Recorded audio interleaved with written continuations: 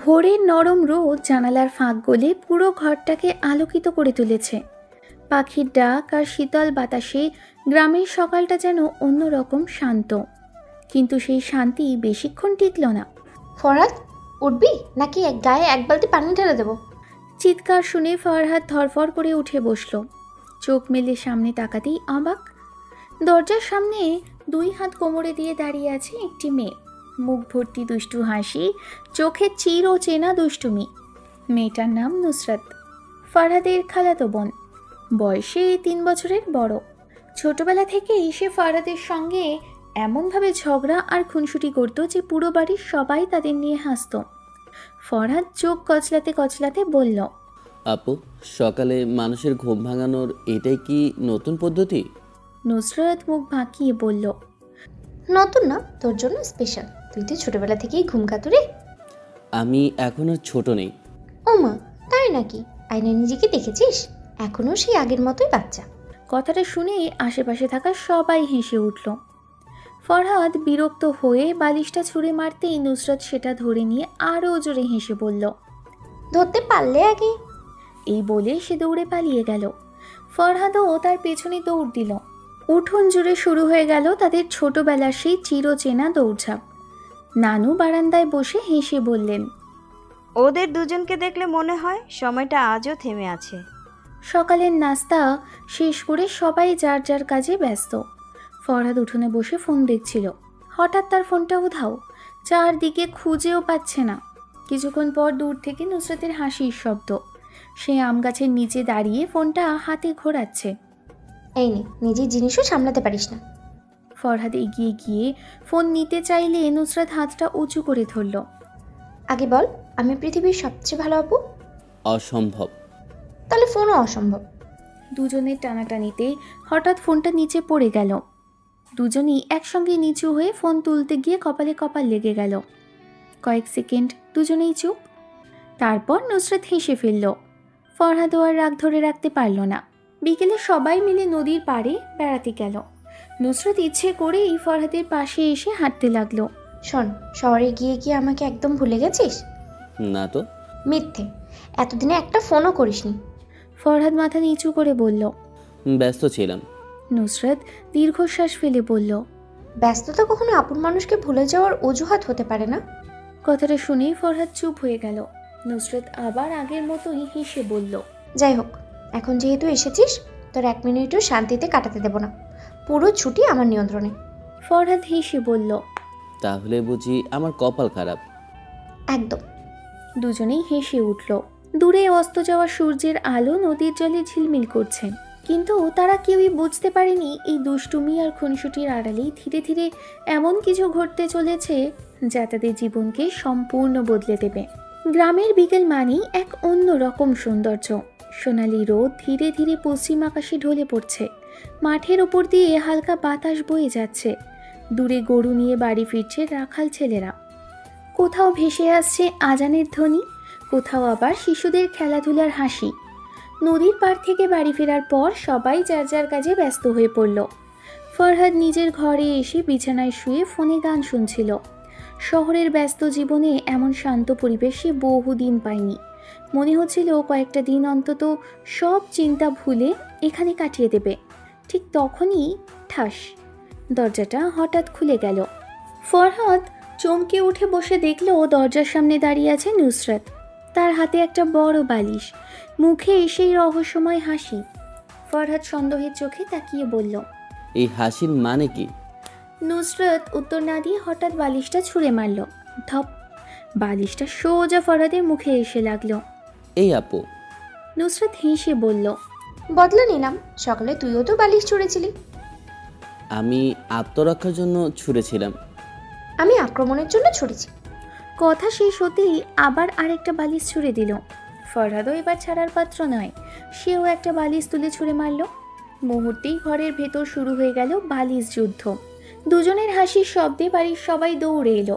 খালা দরজায় দাঁড়িয়ে মাথায় হাত দিয়ে বললেন, আল্লাহ, এরা বড় হবে কবে? নানু হেসে বললেন, বড় হয়ে আর এমন আনন্দ কোথায় পাবি? রাতের খাবারের সময় সবাই একসাথে খেতে বসেছে। বড় টেবিল ভর্তি নানা রকমের খাবার, গরম ভাত, দেশি মুরগির ঝোল, ডাল, ভর্তা, ইলিশ মাছ আর দই। ফরহাদ খেতে শুরু করতেই নুসরত তার প্লেটে হঠাৎ 3টে কাঁচা মরিচ রেখে দিল।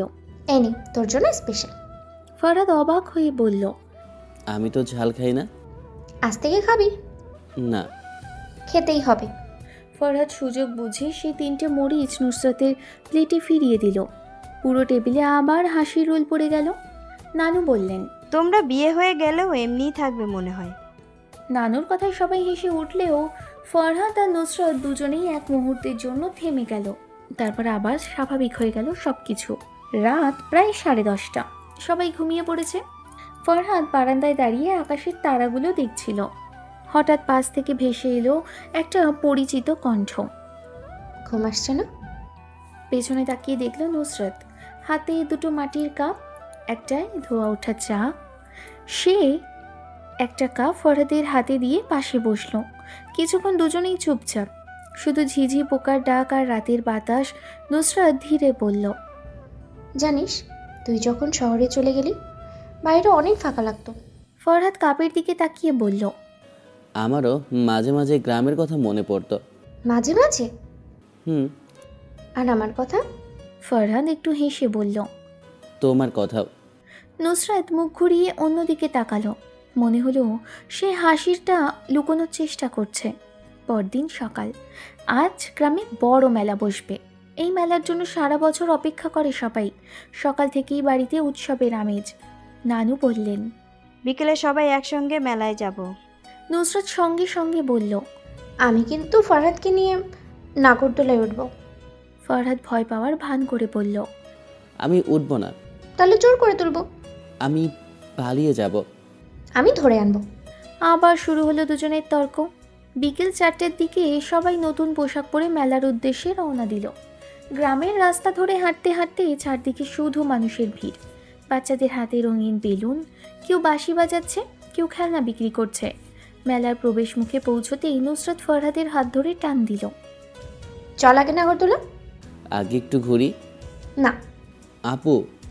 চুপ। ফরহাদ বুঝল আজ আর রক্ষে নেই। দুজন নাগরদোলায় উঠল। ধীরে ধীরে নাগরদোলা ওপরে উঠতে লাগলো। উঁচুতে উঠতেই পুরো গ্রামটা চোখের সামনে ভেসে উঠল। দূরে নদী, সবুজ ধানক্ষেত, মসজিদের মিনার, আকাশে লালচে সূর্য। নুসরত মুগ্ধ হয়ে বলল, দেখ কত সুন্দর। ফরহাদও তাকিয়ে রইল। ঠিক তখনই নাগরদোলা একটু জোরে তুলে উঠল। ভয়ে নুসরত অজান্তেই ফরহাদের হাত শক্ত করে ধরে ফেলল। ফরহাদ কিছু বলল না, শুধু অবাক হয়ে তার দিকে তাকিয়ে রইল। নুসরত কয়েক সেকেন্ড পর বুঝতে পেরে লজ্জা পেয়ে হাত ছেড়ে দিল।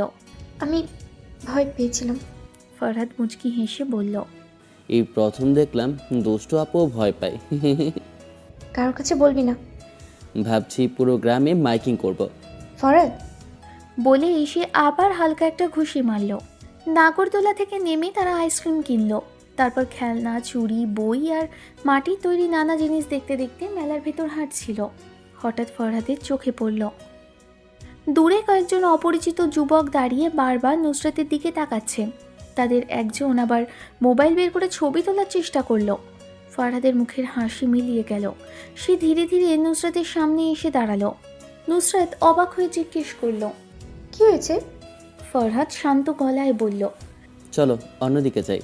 কিন্তু তখন সে বুঝতে পারেনি মেলায় দেখা সেই অচেনা মানুষগুলোর কারণেই খুব শিগগিরই শুরু হতে যাচ্ছে একের পর এক রহস্য, যা শুধু তাদের সম্পর্ক নয়, পুরো পরিবারের জীবনকেই নাড়িয়ে দেবে। মেলার কোলাহল তখনও চারদিকে ছড়িয়ে আছে। নাগরদোলার আলো একের পর এক ঘুরছে। বাতাসে ভেসে আসছে জিলিপির মিষ্টি গন্ধ, ভাজা চানাচুরের সুবাস আর মাইকে বাজতে থাকা পুরনো বাংলা গান। কিন্তু ফরহাদের চোখে তখন আর মেলার আনন্দ নেই। তার দৃষ্টি আটকে আছে একটু দূরে দাঁড়িয়ে থাকা কয়েকজন অচেনা যুবকের দিকে। তাদের মধ্যে একজন বারবার মোবাইল তুলে নুসরতের দিকে তাকাচ্ছে, আরেকজন নিচু গলায় কি যেন বলতেই সবাই হেসে উঠল। ফরহাদের ভেতরটা অদ্ভুতভাবে কেঁপে উঠল। সে ধীরে ধীরে নুসরতের সামনে এসে দাঁড়ালো, যেন অজান্তেই তাকে আড়াল করে দিল। নুসরত অবাক হয়ে বলল, কি হলো, হঠাৎ এমন দাঁড়িয়ে আছিস কেন? ফরহাদ স্বাভাবিক থাকার চেষ্টা করে হেসে বলল, কিছু না, চলো ওইদিকে যাই। ওদিকে কেন? এই দিকটা খুব ভিড়। নুসরাত কিছু না বুঝলেও ফরহাদের মুখের পরিবর্তনটা চোখ এড়ালো না। সে আর কিছু না বলে তার সঙ্গে হাঁটতে শুরু করলো। মেলার মাঝখানে ছোট্ট একটা দোকানে কাঁচের রঙিন চুড়ি সাজানো। নুসরাত থেমে গেল। এই ছুরিগুলো কত সুন্দর। দোকানদার হেসে বলল। আপা একবার হাতে পরে দেখেন। নুসরাত কয়েকটা চুড়ি হাতে নিতেই ফরহাদ বলল। এই নীল রংটা তোমার হাতে ভালো লাগবে। নুসরাত অবাক হয়ে তাকালো। তুই বুঝি এসবও বুঝিস? একটু একটু। মিথ্যেবাদী। সত্যি? তাহলে কিনে দে। ফরহাদ এক মুহূর্ত দেরি না করে চুড়িগুলো কিনে দিল। চুড়ি হাতে নিয়ে নুসরাতের চোখ দুটো চকচক করে উঠল। সে খুব আস্তে বলল। ধন্যবাদ। ফরহাদ মুচকি হেসে বলল। এই প্রথম তোকে চুপ থাকতে দেখলাম। বেশি কথা বলিস না। বলেই সে হালকা করে কনুই দিয়ে একটা গুঁতো দিল। ঠিক তখনই আপা একটা ছবি তুলবেন? একজন অচেনা ছেলে সামনে এসে দাঁড়ালো। নুসরাত ভদ্রভাবে বলল। না ধন্যবাদ। ছেলেটা সরে গেল ঠিকই, কিন্তু যাওয়ার আগে এমনভাবে তাকালো যে ফরহাদের ভালো লাগলো না। সে ঘুরে দেখলো একই ছেলেটা দূরে গিয়ে আগের সেই দলের সঙ্গে কথা বলছে। ফরহাদের সন্দেহ আরও বাড়ল। কিছুক্ষণ পর সবাই মিলে পিঠের দোকানে বসলো। খালা বললেন। সবাই যা খেতে চাও বলো। নানু বললেন। আমার জন্য ভাপা পিঠা আনিস। নুসরাত সঙ্গে সঙ্গে বলল। আমার চিতই পিঠা। ফরহাদ বলল। আমার যা দেয় তাই চলবে। নুসরাত হেসে বলল। ওকে চাল পিঠা দাও। আবার শুরু করলি? সকালের মরিচের বদলা এখনো শেষ হয়নি। টেবিল জুড়ে আবার হাসির রোল পড়ে গেল। খাওয়া শেষ করে সবাই যখন মেলা ঘুরছিল তখন হঠাৎ বিদ্যুৎ চলে গেল। চারপাশে এক মুহূর্তে অন্ধকার, শুধু দোকানগুলোর কেরোসিন বাতি আর দূরের জেনারেটরের আলো। লোকজনের চিৎকারে পুরো মেলা এলোমেলো হয়ে গেল। কেউ কারোর হাত ছেড়ে ফেলেছে, কেউ বাচ্চাদের খুঁজছে। এই বিশৃঙ্খলার মাঝেই নুসরাত হঠাৎ বুঝতে পারল সে পরিবারের সবার থেকে আলাদা হয়ে গেছে। সে চারিদিকে তাকিয়ে সবাইকে ডাকলো। নানু, খালা। কেউ উত্তর দিল না। ঠিক তখনই কেউ তার হাত ধরল। নুসরাত ভয় পেয়ে ঘুরতেই দেখল ও ফরহাদ। ভয় পেও না, আমি আছি। এই চারটে শব্দ যেন মুহূর্তেই তার সব আতঙ্ক দূর করে দিল। সে অজান্তেই ফরহাদের হাত শক্ত করে ধরে ফেলল। দুজন ধীরে ধীরে ভিড়ের বাইরে বেরিয়ে এলো। কয়েক মিনিট পর আবার আলো জ্বলে উঠল। আলো ফিরতেই দেখা গেল পরিবারের সবাই তাদের খুঁজছে। খালা দৌড়ে এসে বললেন। তোরা কোথায় ছিলি? নুসরাত হেসে বলল। হারিয়ে গিয়েছিলাম। নানু বললেন। ভাগ্য ভালো ফারহাদ ছিল। ফরহাদ শুধু হেসে মাথা নাড়ল, কিন্তু তার চোখ আবারও ভিড়ের দিকে চলে গেল। সেই অচেনা যুবকদের একজন এখনও দাঁড়িয়ে আছে, আর এবার সে সরাসরি ফরহাদের দিকেই তাকিয়ে আছে। দুজনের চোখাচোখি হতেই ছেলেটা ঠোঁটের কোণে অদ্ভুত একটা হাসি ফুটিয়ে ধীরে ধীরে ভিড়ের মধ্যে মিলিয়ে গেল। রাত অনেক হয়েছে, সবাই বাড়ির উদ্দেশ্যে হাঁটছে। গ্রামের কাঁচা রাস্তা, দুই পাশে ধান ক্ষেত, আকাশ ভরা অসংখ্য তারা। নুসরাত হাঁটতে হাঁটতে বলল। আজকের দিনটা অনেক সুন্দর ছিল, তাই না?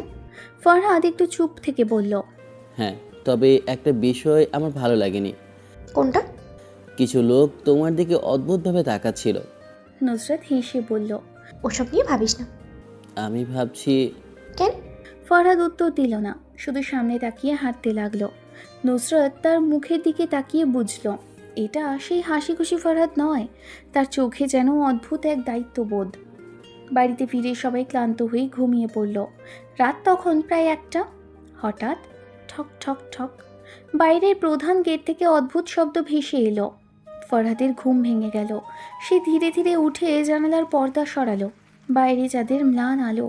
গেটের সামনে একটা কালো ছায়ামূর্তি দাঁড়িয়ে আছে। লোকটা চারিদিকে তাকিয়ে খুব আস্তে একটা খাম গেটের ভেতরে ছুঁড়ে ফেলল। তারপর মুহূর্তের মধ্যেই অন্ধকারে মিলিয়ে গেল। ফরহাদের বুক ধক করে উঠল। সে তাড়াতাড়ি নিচে নেমে গেট খুলে খামটা তুলে নিল। খামের ওপর বড় বড় অক্ষরে শুধু একটা নাম লেখা, নুসরাত। ফরহাদের কপালে ভাঁজ পড়ে গেল। সে ধীরে ধীরে খামটা খুলল।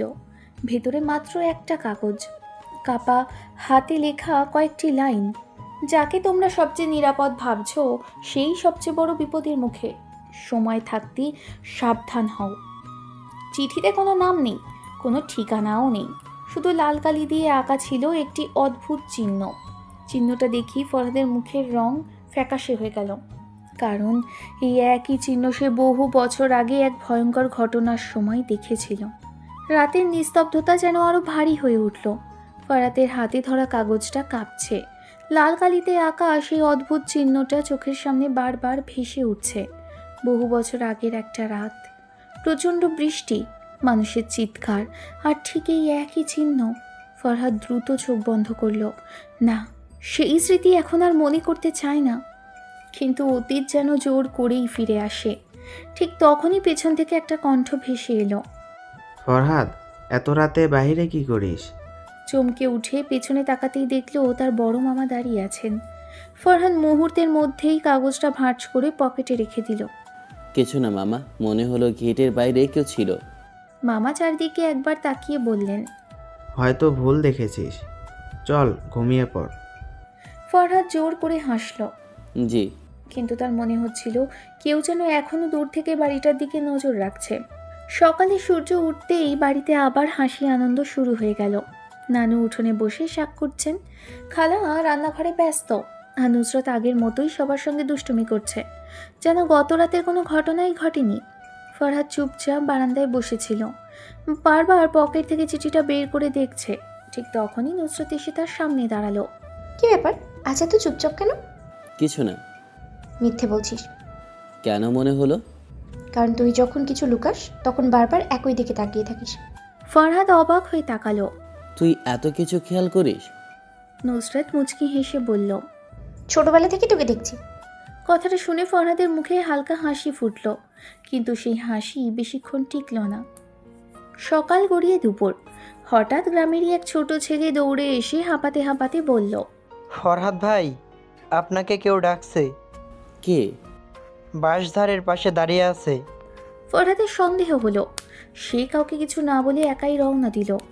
বাঁশঝাড়ের কাছে পৌঁছতেই দেখলো সেখানে একজন বৃদ্ধ দাঁড়িয়ে আছেন, মুখে সাদা দাড়ি, মাথায় টুপি। লোকটা ধীরে ধীরে বললেন, তুমি কি ফরহাদ? জি। বৃদ্ধ তার দিকে একটা ছোট কাপড়ে মোড়ানো জিনিস বাড়িয়ে দিলেন। এটা তোমার জন্য। কে পাঠিয়েছে?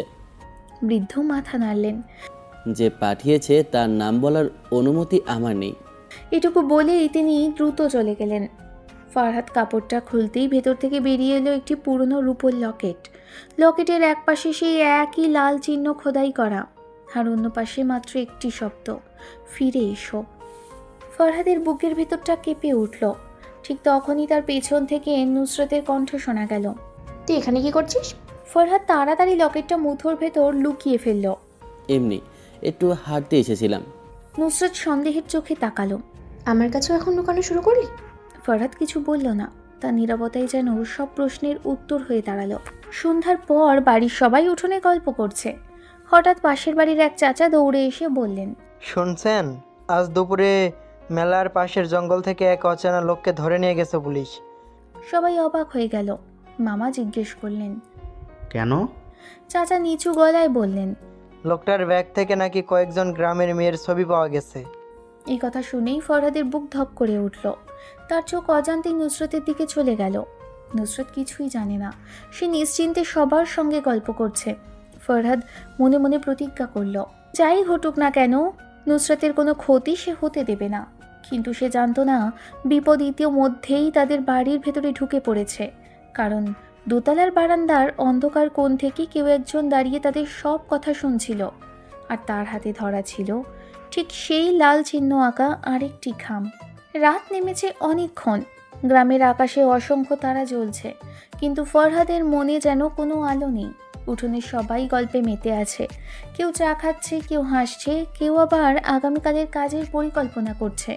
শুধু ফরহাদ বারবার দোতলার অন্ধকার বারান্দার দিকে তাকিয়ে আছে। তার মনে হচ্ছে সেখানে কেউ আছে, কেউ একজন তাদের প্রতিটি কথা, প্রতিটি হাসি, প্রতিটি নিঃশ্বাস পর্যন্ত লক্ষ্য করছে। হঠাৎ একটা হালকা শব্দ, ঠক। মনে হলো কাঠের দরজায় কেউ হাত ছুঁয়েছে। ফরহাদ ধীরে ধীরে উঠে দাঁড়ালো। নুসরাত সেটা লক্ষ্য করল। কোথায় যাচ্ছিস? একটু আসি। এই রাতে? একটু কাজ আছে। নুসরাত ভ্রু কুঁচকে তাকালো। আজ সারাদিন ধরেই ফরহাদের আচরণ বদলে গেছে, সে যেন কিছু একটা লুকোচ্ছে। ফরহাদ কারোর দিকে আর না তাকিয়ে দোতলা সিঁড়ি বেয়ে উপরে উঠে গেল। পুরো বারান্দা অন্ধকার, শুধু জানালার ফাঁক দিয়ে চাঁদের আলো মেঝেতে পড়েছে। সে ধীরে ধীরে সামনে এগোতেই দেখল কেউ নেই, চারপাশ নিস্তব্ধ। কিন্তু ঠিক তখনই তার চোখ পড়ল মেঝের ওপর। সেখানে পড়ে আছে একটি কালো খাম। খামের ওপরে লাল কালি দিয়ে আঁকা সেই একই রকম চিহ্ন। ফরহাদের বুকের ভেতরটা ধক করে উঠল। সে দ্রুত খামটা তুলে নিল। কাপা হাতে খুলতেই ভেতর থেকে একটা ছোট্ট কাগজ বেরিয়ে এলো। তাতে মাত্র কয়েকটি লাইন লেখা, তুমি সত্যের খুব কাছে চলে এসেছ, আর এক কদম এগোলেই মৃত্যু। যদি নুসরাতকে বাঁচাতে চাও তাহলে কাল সূর্য ডোবার আগে পুরনো জমিদার বাড়িতে একা চলে এসো, কাউকে জানাবে না। বিশ্বাসঘাতক তোমাদের খুব কাছেই আছে। শেষ লাইনটা পড়ে ফরহাদের শরীর ঠান্ডা হয়ে গেল। বিশ্বাসঘাতক তোমাদের খুব কাছেই আছে মানে কি? তাদের পরিবারের কেউ, নাকি গ্রামের কোনো পরিচিত মানুষ? ঠিক তখনই পেছন থেকে কারো নিঃশ্বাসের শব্দ।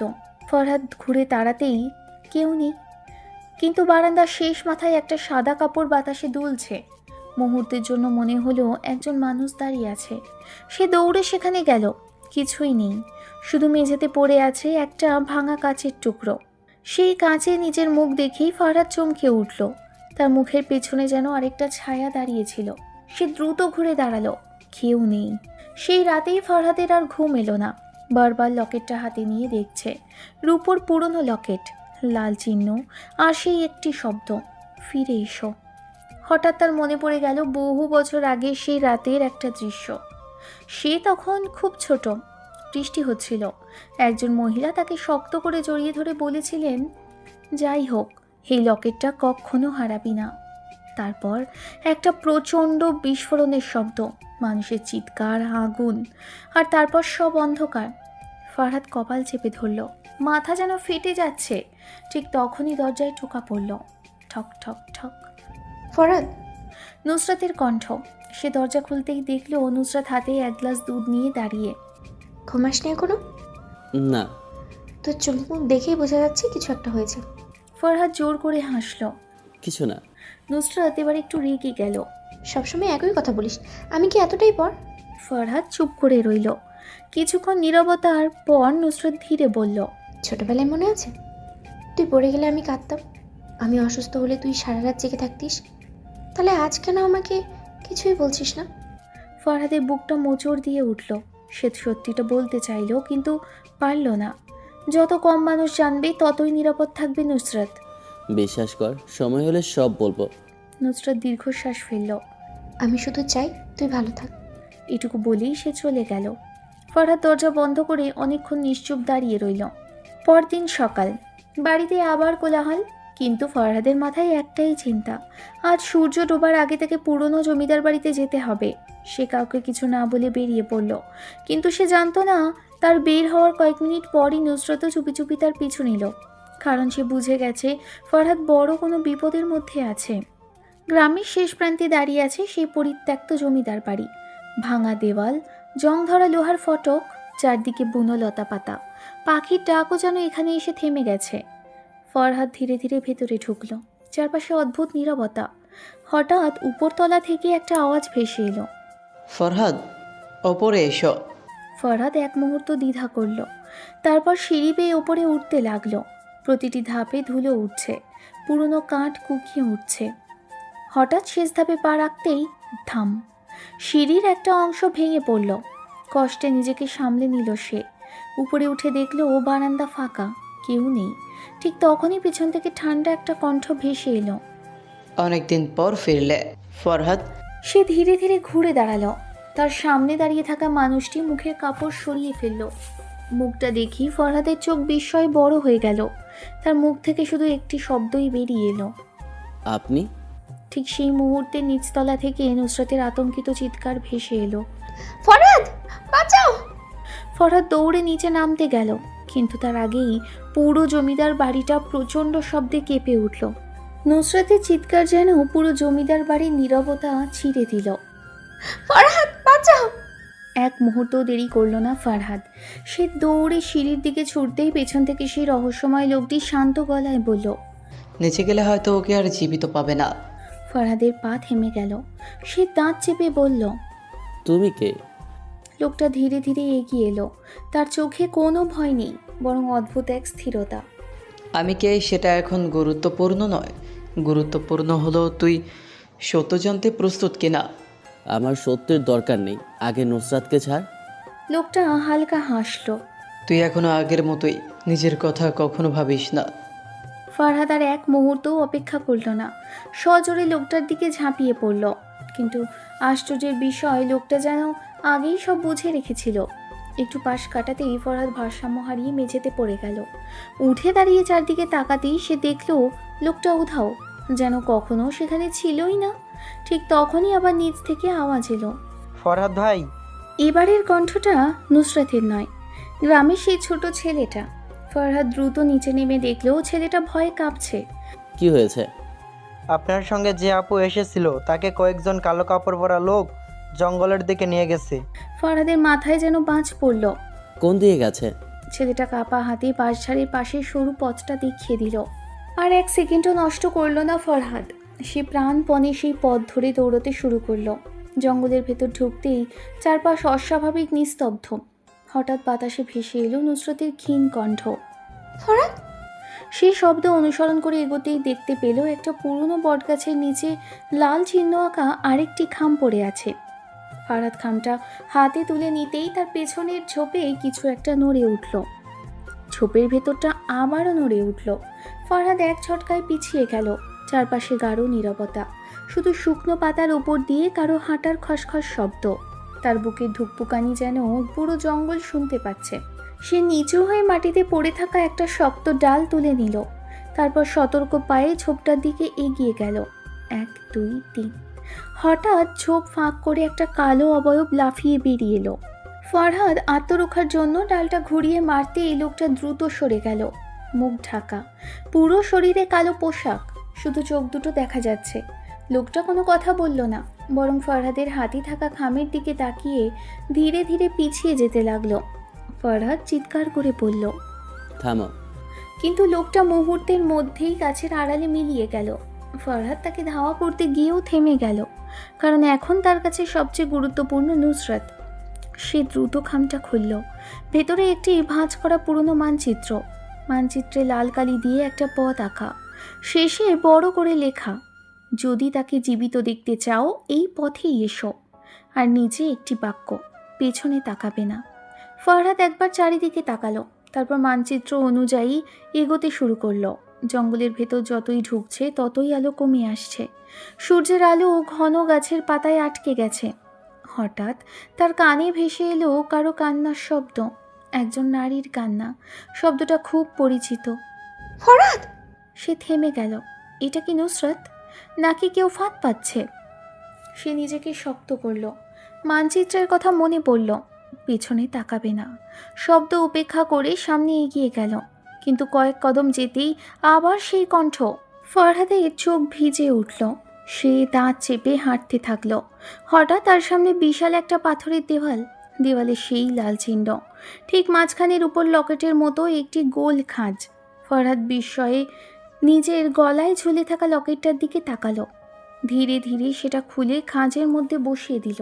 পরক্ষণেই গড়, প্রচণ্ড শব্দে পাথরের দেওয়ালটা দুই দিকে সরে যেতে লাগলো। ভেতর থেকে বেরিয়ে এলো বরফ শীতল বাতাস। মনে হলো বহু বছর ধরে কেউ এখানে ঢোকেনি। ফরহাদ গভীর শ্বাস নিয়ে ভেতরে প্রবেশ করলো। এটা একটা গোপন সুড়ঙ্গ, দুই পাশে পুরনো মশাল। কিন্তু আশ্চর্যের বিষয়, একটার পর একটা মশাল নিজে থেকেই জ্বলে উঠতে লাগলো। সুড়ঙ্গের দেওয়ালে অসংখ্য ছবি আঁকা। কোথাও আগুনে জ্বলছে একটা বিশাল বাড়ি, কোথাও কয়েকজন মুখোশধারী মানুষ, আবার কোথাও একজন নারী কোলে ছোট্ট একটা শিশুকে নিয়ে দৌড়াচ্ছেন। ফরহাদ ছবিগুলোর দিকে তাকিয়ে হঠাৎ মাথা চেপে ধরল। একটার পর একটা স্মৃতি ফিরে আসতে লাগলো। বৃষ্টির রাত, আগুন, মানুষের চিৎকার, আর সেই নারী। তিনি কি? ঠিক তখনই সামনে থেকে করতালির শব্দ ভেসে এলো। টাপ টাপ টাপ। অন্ধকার থেকে ধীরে ধীরে বেরিয়ে এলো তিনজন কালো পোশাকধারী। মাঝখানে দাঁড়ানো লোকটা বলল, অবশেষে তুমি এলে। ফরহাদ গর্জে উঠল। নুসরাত কোথায়? লোকটা হেসে বলল, তোমার সাহস আমাদের মুগ্ধ করেছে। আমি শেষবারের মতো বলছি, ও কোথায়? লোকটা পাশের দেওয়ালের দিকে ইশারা করল। মুহূর্তেই পাথরের আরেকটি দরজা খুলে গেল। ফরহাদ তাকিয়ে দেখল নুসরাত একটা কাঠের চেয়ারে বাঁধা, তার মুখে কাপড় বাঁধা, কিন্তু সে জীবিত। ফরহাদের চোখে স্বস্তির ছাপ ফুটে উঠল। সে ছুটে যেতে চাইতেই সামনে তলোয়ার হাতে দাঁড়িয়ে গেল দুজন মুখোশধারী। আর এক কদম এগোলেই মৃত্যু। ফরহাদ থেমে গেল। মাঝখানে লোকটা এবার ধীরে ধীরে নিজের মুখোশ খুলল। মুখটা দেখেই ফরহাদ স্তব্ধ। এই মানুষটাকে সে ছবিতে দেখেছে, ছোটবেলার অস্পষ্ট স্মৃতিতেও দেখেছে। লোকটা শান্ত গলায় বলল। আমাকে চিনতে পেরেছো? ফরহাদ কাঁপা গলায় বলল। আপনি আমার বাবার বন্ধু? লোকটা হালকা হেসে মাথা নাড়ল। বন্ধু ছিলাম, কিন্তু আজ আমি তোমার সবচেয়ে বড় শত্রু হতে পারি। ফরহাদ অবাক হয়ে তাকিয়ে রইল। লোকটা পকেট থেকে একটা পুরনো ছবি বের করলো। ছবিটায় একজন নারী, একজন পুরুষ আর কোলে ছোট্ট একটি শিশু। শিশুটার গলায় ঝুলছে ঠিক একই রকম রূপোর লকেট। লোকটা ছবিটা ফরহাদের হাতে দিয়ে বলল। এই শিশুটাকে চিনতে পারছো? ফরহাদ ছবির দিকে তাকিয়ে রইল। তার হাত কাঁপছে, শ্বাস ভারী হয়ে আসছে। লোকটা ধীরে ধীরে বলল। ওই শিশুটাই তুমি। কথাটা শুনে যেন পুরো পৃথিবী থেমে গেল। নুসরাত বিস্ময়ে চোখ বড় করে ফরহাদের দিকে তাকিয়ে আছে। ফরহাদ ফিসফিস করে বলল। তাহলে আমার বাবা মা? লোকটা উত্তর দেওয়ার আগেই হঠাৎ পুরো সুড়ঙ্গ কেঁপে উঠল। দূরে কোথাও বিস্ফোরণের শব্দ। ধপ ধপ ধপ। ছাদের পাথর ভেঙে পড়তে শুরু করলো। একজন মুখোশধারী দৌড়ে এসে হাঁপাতে হাঁপাতে বলল। স্যার, কেউ আমাদের গোপন আস্তানায় ঢুকে পড়েছে। লোকটার মুখের রং বদলে গেল। অসম্ভব। ঠিক তখনই সুড়ঙ্গের শেষ মাথায় আগুনের আলো দেখা গেল। ধীরে ধীরে সেই আগুনের ভেতর থেকে একটি লম্বা ছায়ামূর্তি সামনে এগিয়ে এলো। তার হাতে একটি জ্বলন্ত মশাল, মুখ পুরো ঢাকা, কিন্তু তার কণ্ঠ শুনেই সবাই আতঙ্কে পিছিয়ে গেল। সে ধীর গলায় বলল। 25 বছর আগে যে হিসাব শুরু হয়েছিল আজ তা শেষ হবে। লোকটার কণ্ঠ শুনে ফরহাদের বুক কেঁপে উঠল, কারণ এই কণ্ঠটা সে আগে শুনেছে, কিন্তু কোথায়? সে মনে করার চেষ্টা করতেই মুখোশধারী লোকটি ধীরে ধীরে নিজের মুখের কাপড় খুলতে শুরু করলো। আর সেই মুখটা দেখেই ফরহাদ, নুসরাত এবং সেখানে উপস্থিত সবাই বিস্ময়ে জমে গেল। সুড়ঙ্গের ভেতর যেন সময় থমকে দাঁড়িয়ে আছে। চারদিকে আগুনের লেলিহান আলো পাথরের দেয়ালে নাচছে। ছাদ থেকে ধুলো ঝরে পড়ছে অবিরাম। দূরে কোথাও আবার বিস্ফোরণের শব্দ। থুমথাম। প্রতিটি শব্দে পুরো সুড়ঙ্গ কেঁপে উঠছে। ফরহাদ স্থির হয়ে দাঁড়িয়ে আছে, তার চোখ এক দৃষ্টিতে সেই মুখোশধারী মানুষের দিকে। লোকটা ধীরে ধীরে মুখের কাপড় খুলে ফেলল। মুহূর্তের মধ্যে সেখানে উপস্থিত সবাই নিঃশ্বাস আটকে তাকিয়ে রইল। লোকটার মুখে অসংখ্য পুরনো ক্ষতচিহ্ন, ডান চোখের পাশ থেকে গাল পর্যন্ত কাটা দাগ, সাদা হয়ে যাওয়া চুল, কিন্তু চোখ দুটো এখনো ভয়ঙ্কর তীক্ষ্ণ। সবচেয়ে অবাক হলো ফরহাদ, এই মানুষটাকে সে কোথাও দেখেছে অনেক বছর আগে, খুব ছোটবেলায়। এক ঝলকের জন্য তার মাথার ভেতর বিদ্যুতের মতো একটি স্মৃতি ফিরে এলো।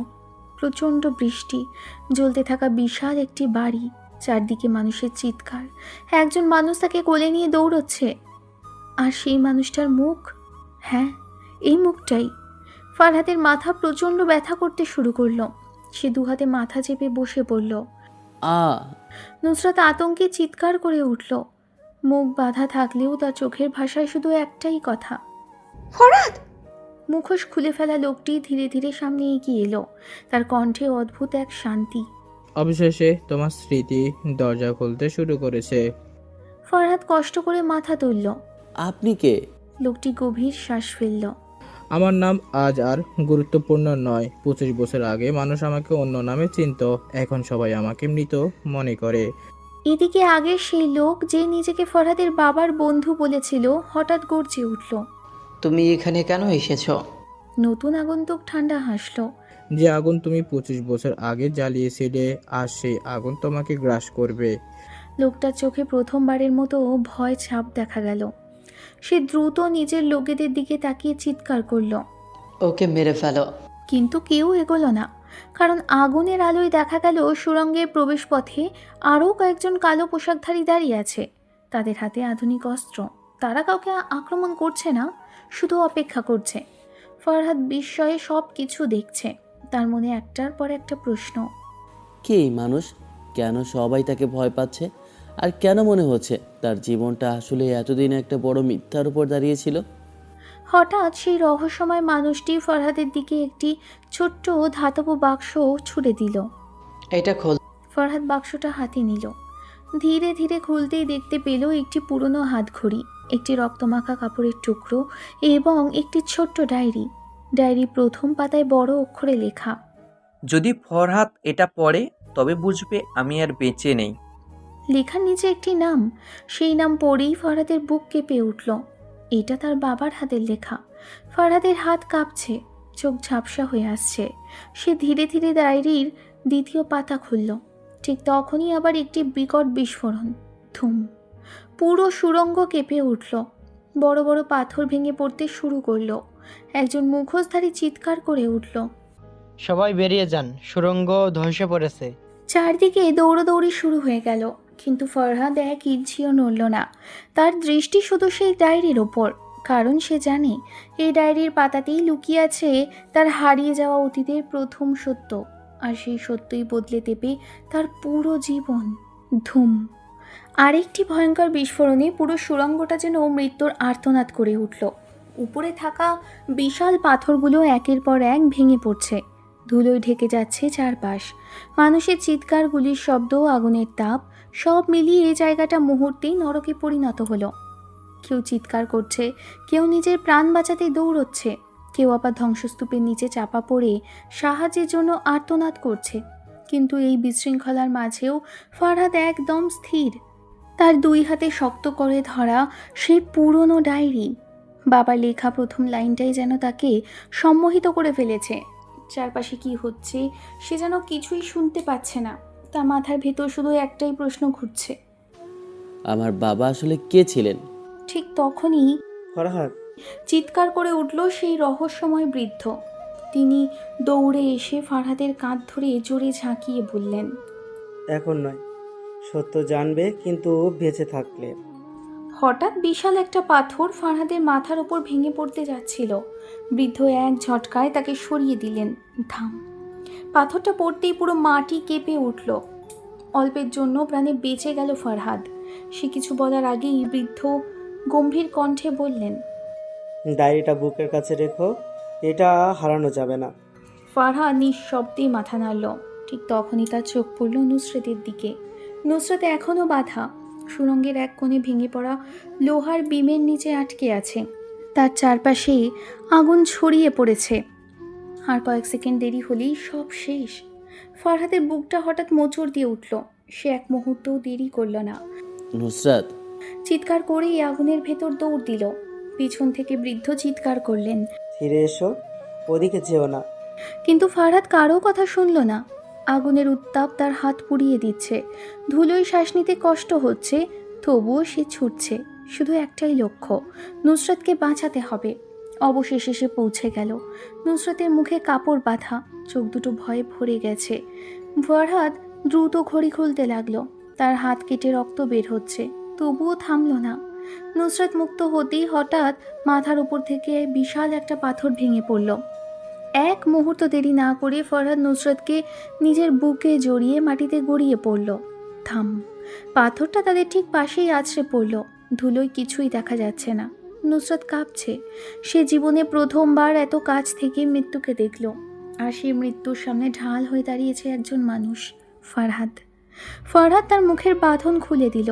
অনেকক্ষণ পর নুসরত প্রথম কথা বলল, কাঁপা কণ্ঠে, তুমি তুমি ফিরে এলে কেন? ফরহাদ হালকা হাসল। তোমাকে রেখে আমি কোথাও যাই না। একটি ছোট্ট বাক্য, কিন্তু সেই কথাটা যেন নুসরতের হৃদয়ে গভীরে গিয়ে আঘাত করল। সে কিছু বলতে পারল না, শুধু চেয়ে রইল ফরহাদের দিকে। এই মানুষটা নিজের প্রাণের কথা একবারও ভাবল না, শুধু তাকে বাঁচানোর জন্য আগুনের মধ্যে ঝাঁপ দিল। তার চোখের কোণে অজান্তেই পানি জমে উঠল। ঠিক তখনই আবার প্রচণ্ড বিস্ফোরণ। ফরহাদ আর সময় নষ্ট করল না। চলো। সে নুসরতের হাত শক্ত করে ধরে দৌড়াতে লাগলো। দৌড়তে দৌড়তে সামনে একটা ভাঙা সেতু, নিচে গভীর খাদ, পেছনে আগুন, সামনে মৃত্যু। নুসরত থেমে গেল। আমি পারবো না। ফরহাদ তার দিকে তাকিয়ে শান্ত গলায় বলল, আমি আছি। এই তিনটি শব্দ যেন অদ্ভুত সাহস দিল তাকে। ফরহাদ আগে লাফ দিল, তারপর হাত বাড়িয়ে বলল, আমার হাত ধরো। 1 সেকেন্ড, 2 সেকেন্ড। শেষ পর্যন্ত নুসরাত চোখ বন্ধ করে তার হাত ধরল। ফরহাদ সর্বশক্তি দিয়ে তাকে টেনে নিজের দিকে নিল।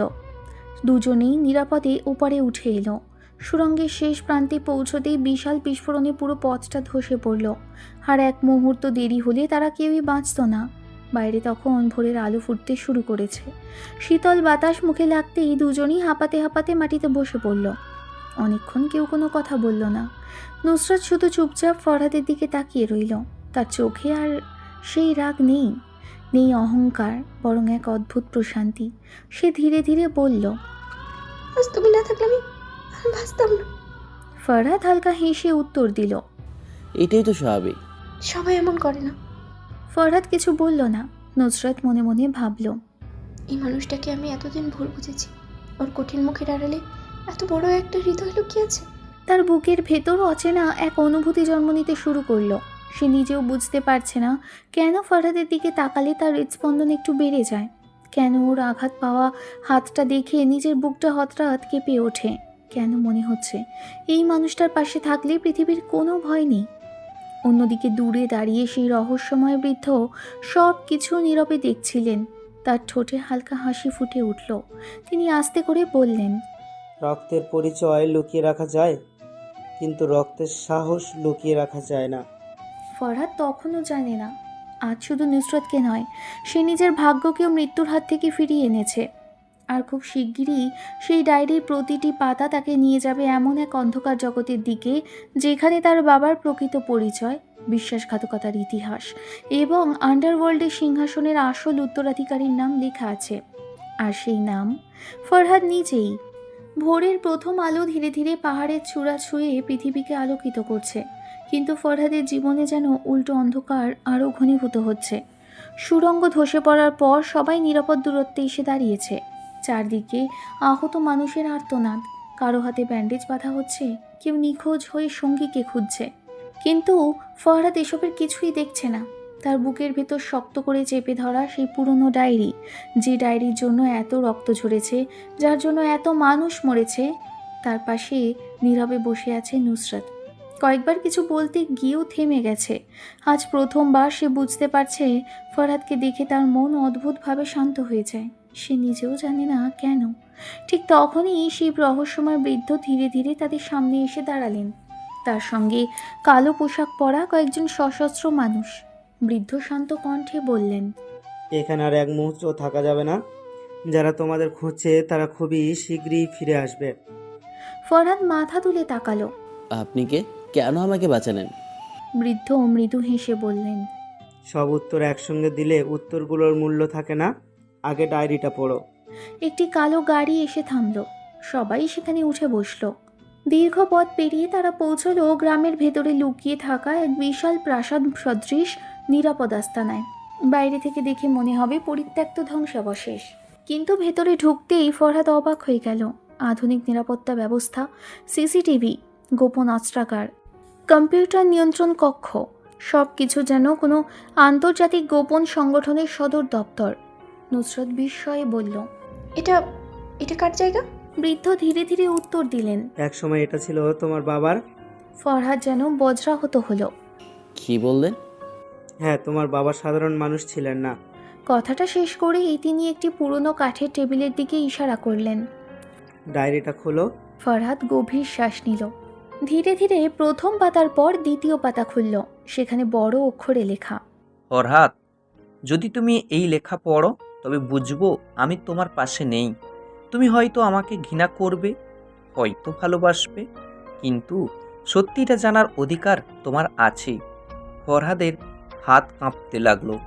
সে পড়তে থাকলো, আমি কখনো ব্যবসায়ী ছিলাম না। আমি ছিলাম এমন এক সাম্রাজ্যের প্রধান, যার নাম শুনলে অপরাধ জগৎও কেঁপে উঠত। আমার শত শত মানুষ ছিল, অসংখ্য শত্রুও ছিল। আমি চেয়েছিলাম তোমাকে এই অন্ধকার থেকে দূরে রাখতে, তাই তোমার মৃত্যুর গুজব ছড়িয়ে তোমাকে সাধারণ জীবনে পাঠিয়ে দিই। কারণ আমি জানতাম যেদিন সবাই জানবে তুমি আমার ছেলে, সেদিন থেকেই তোমার মৃত্যুর কামডাউন শুরু হবে।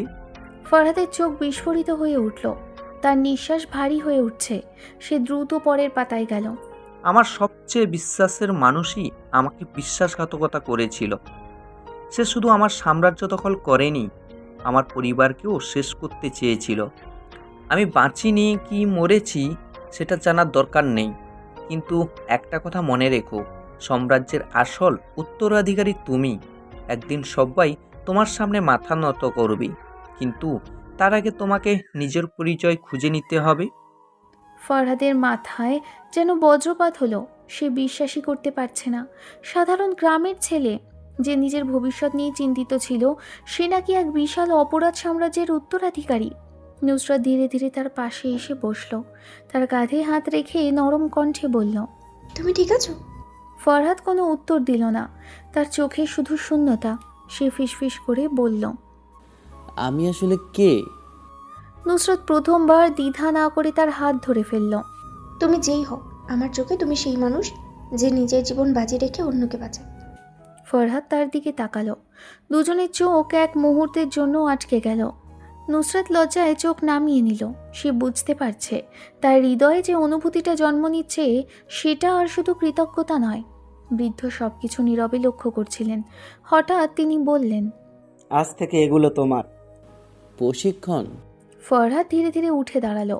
তার চোখে আর আগের বিভ্রান্তি নেই, বরং এক নতুন দৃঢ়তা। সে ডায়েরিটা বুকের কাছে চেপে ধরে বলল, যারা আমার পরিবার ধ্বংস করেছে তাদের একজনকেও আমি ছাড়ব না। ঠিক তখনই নিয়ন্ত্রণ কক্ষের একটি অ্যালার্ম বেজে উঠল। লাল আলো জ্বলে উঠল পুরো ঘরে। একজন নিরাপত্তারক্ষী দৌড়ে এসে হাঁপাতে হাঁপাতে বলল, স্যার, আমাদের অবস্থান কেউ খুঁজে পেয়েছে। বৃদ্ধের মুখ মুহূর্তেই গম্ভীর হয়ে গেল। মনিটরের দিকে তাকাতেই দেখা গেল প্রাসাদের চারদিক ঘিরে ফেলেছে কয়েক ডজন কালো গাড়ি। ভারী অস্ত্রে সজ্জিত শতাধিক লোক ধীরে ধীরে এগিয়ে আসছে। তাদের গাড়ির সামনে উঠছে একটি কালো পতাকা। পতাকার মাঝখানে রক্ত লাল রঙে আঁকা একটি বিষধর সাপের প্রতীক। প্রতীকটি দেখেই বৃদ্ধের মুখ ফ্যাকাশে হয়ে গেল। তিনি ধীরে ধীরে বললেন, অসম্ভব, ওরা এত দ্রুত এখানে পৌঁছে গেল কিভাবে? ফরহাদ প্রশ্ন করল। ওরা কারা? বৃদ্ধ দীর্ঘশ্বাস ফেলে বললেন, ওরা যেই সংগঠনের দ্বারা 25 বছর আগে তোমার বাবার সাম্রাজ্য ধ্বংস করেছিল, তারা এসেছে তোমাকে শেষ করতে। প্রাসাদের বাইরে তখন প্রথম গুলির শব্দ ভেসে এলো। এক নতুন যুদ্ধের সূচনা হয়ে গেল। টাটাটাটাট একসঙ্গে অসংখ্য গুলির শব্দে কেঁপে উঠল পুরো পাহাড়। প্রাসাদের বাইরের পাথরের দেয়ালে একের পর এক গুলি আঘাত করতে লাগলো।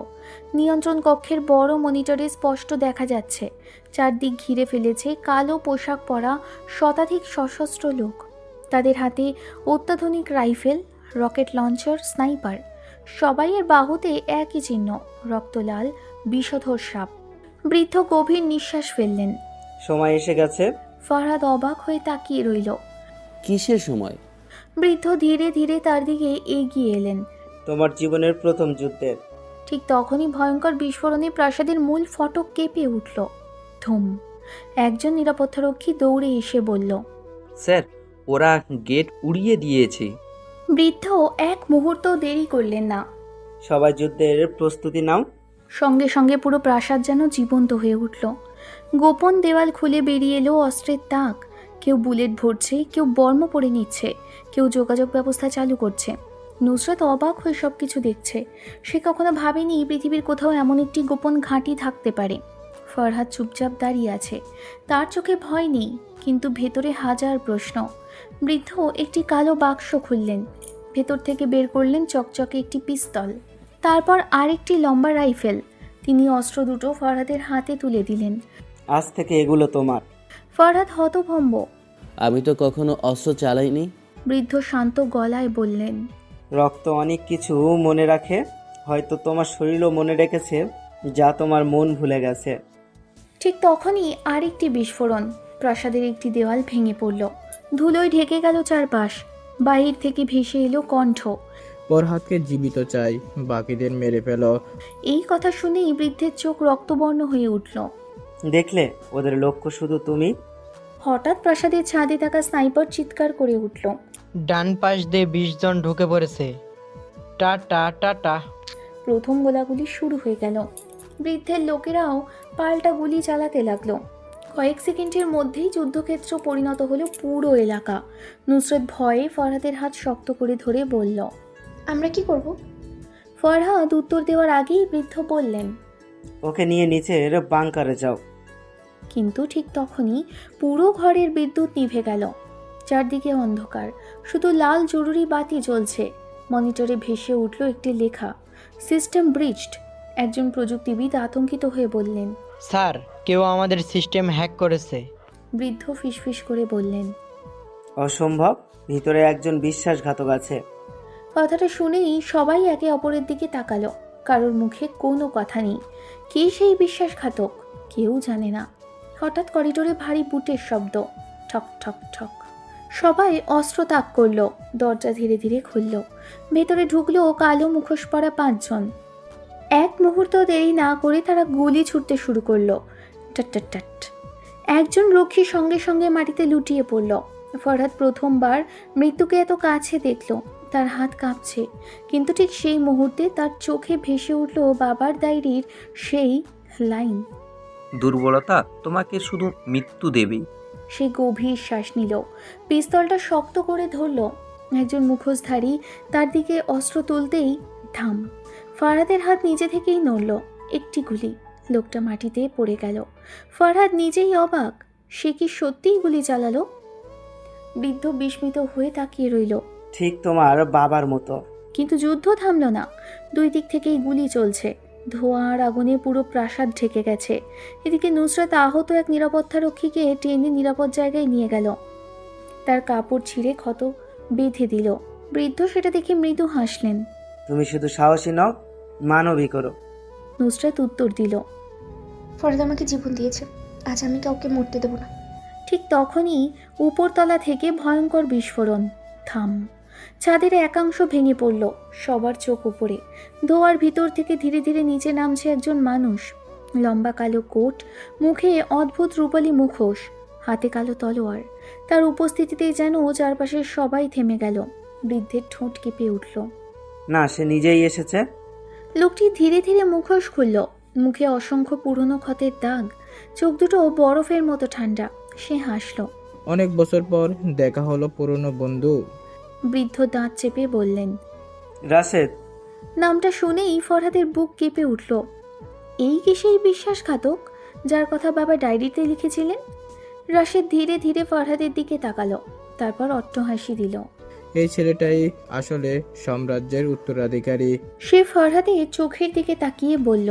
তোমার বাবা মরার আগে খুব কেঁদেছিল জানো? ফরহাদের শরীর কাঁপতে লাগলো। মিথ্যা বলছো। রাশেদ আবার হাসল। মিথ্যে।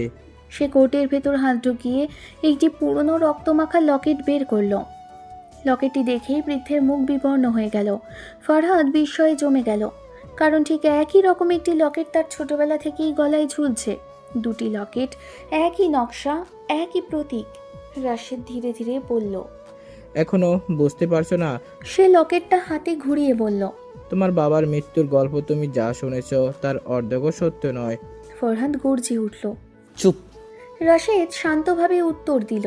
তোমার বাবা আমাকে বিশ্বাসঘাতক বলেনি, বরং শেষ মুহূর্তে আমার হাতই ধরেছিল।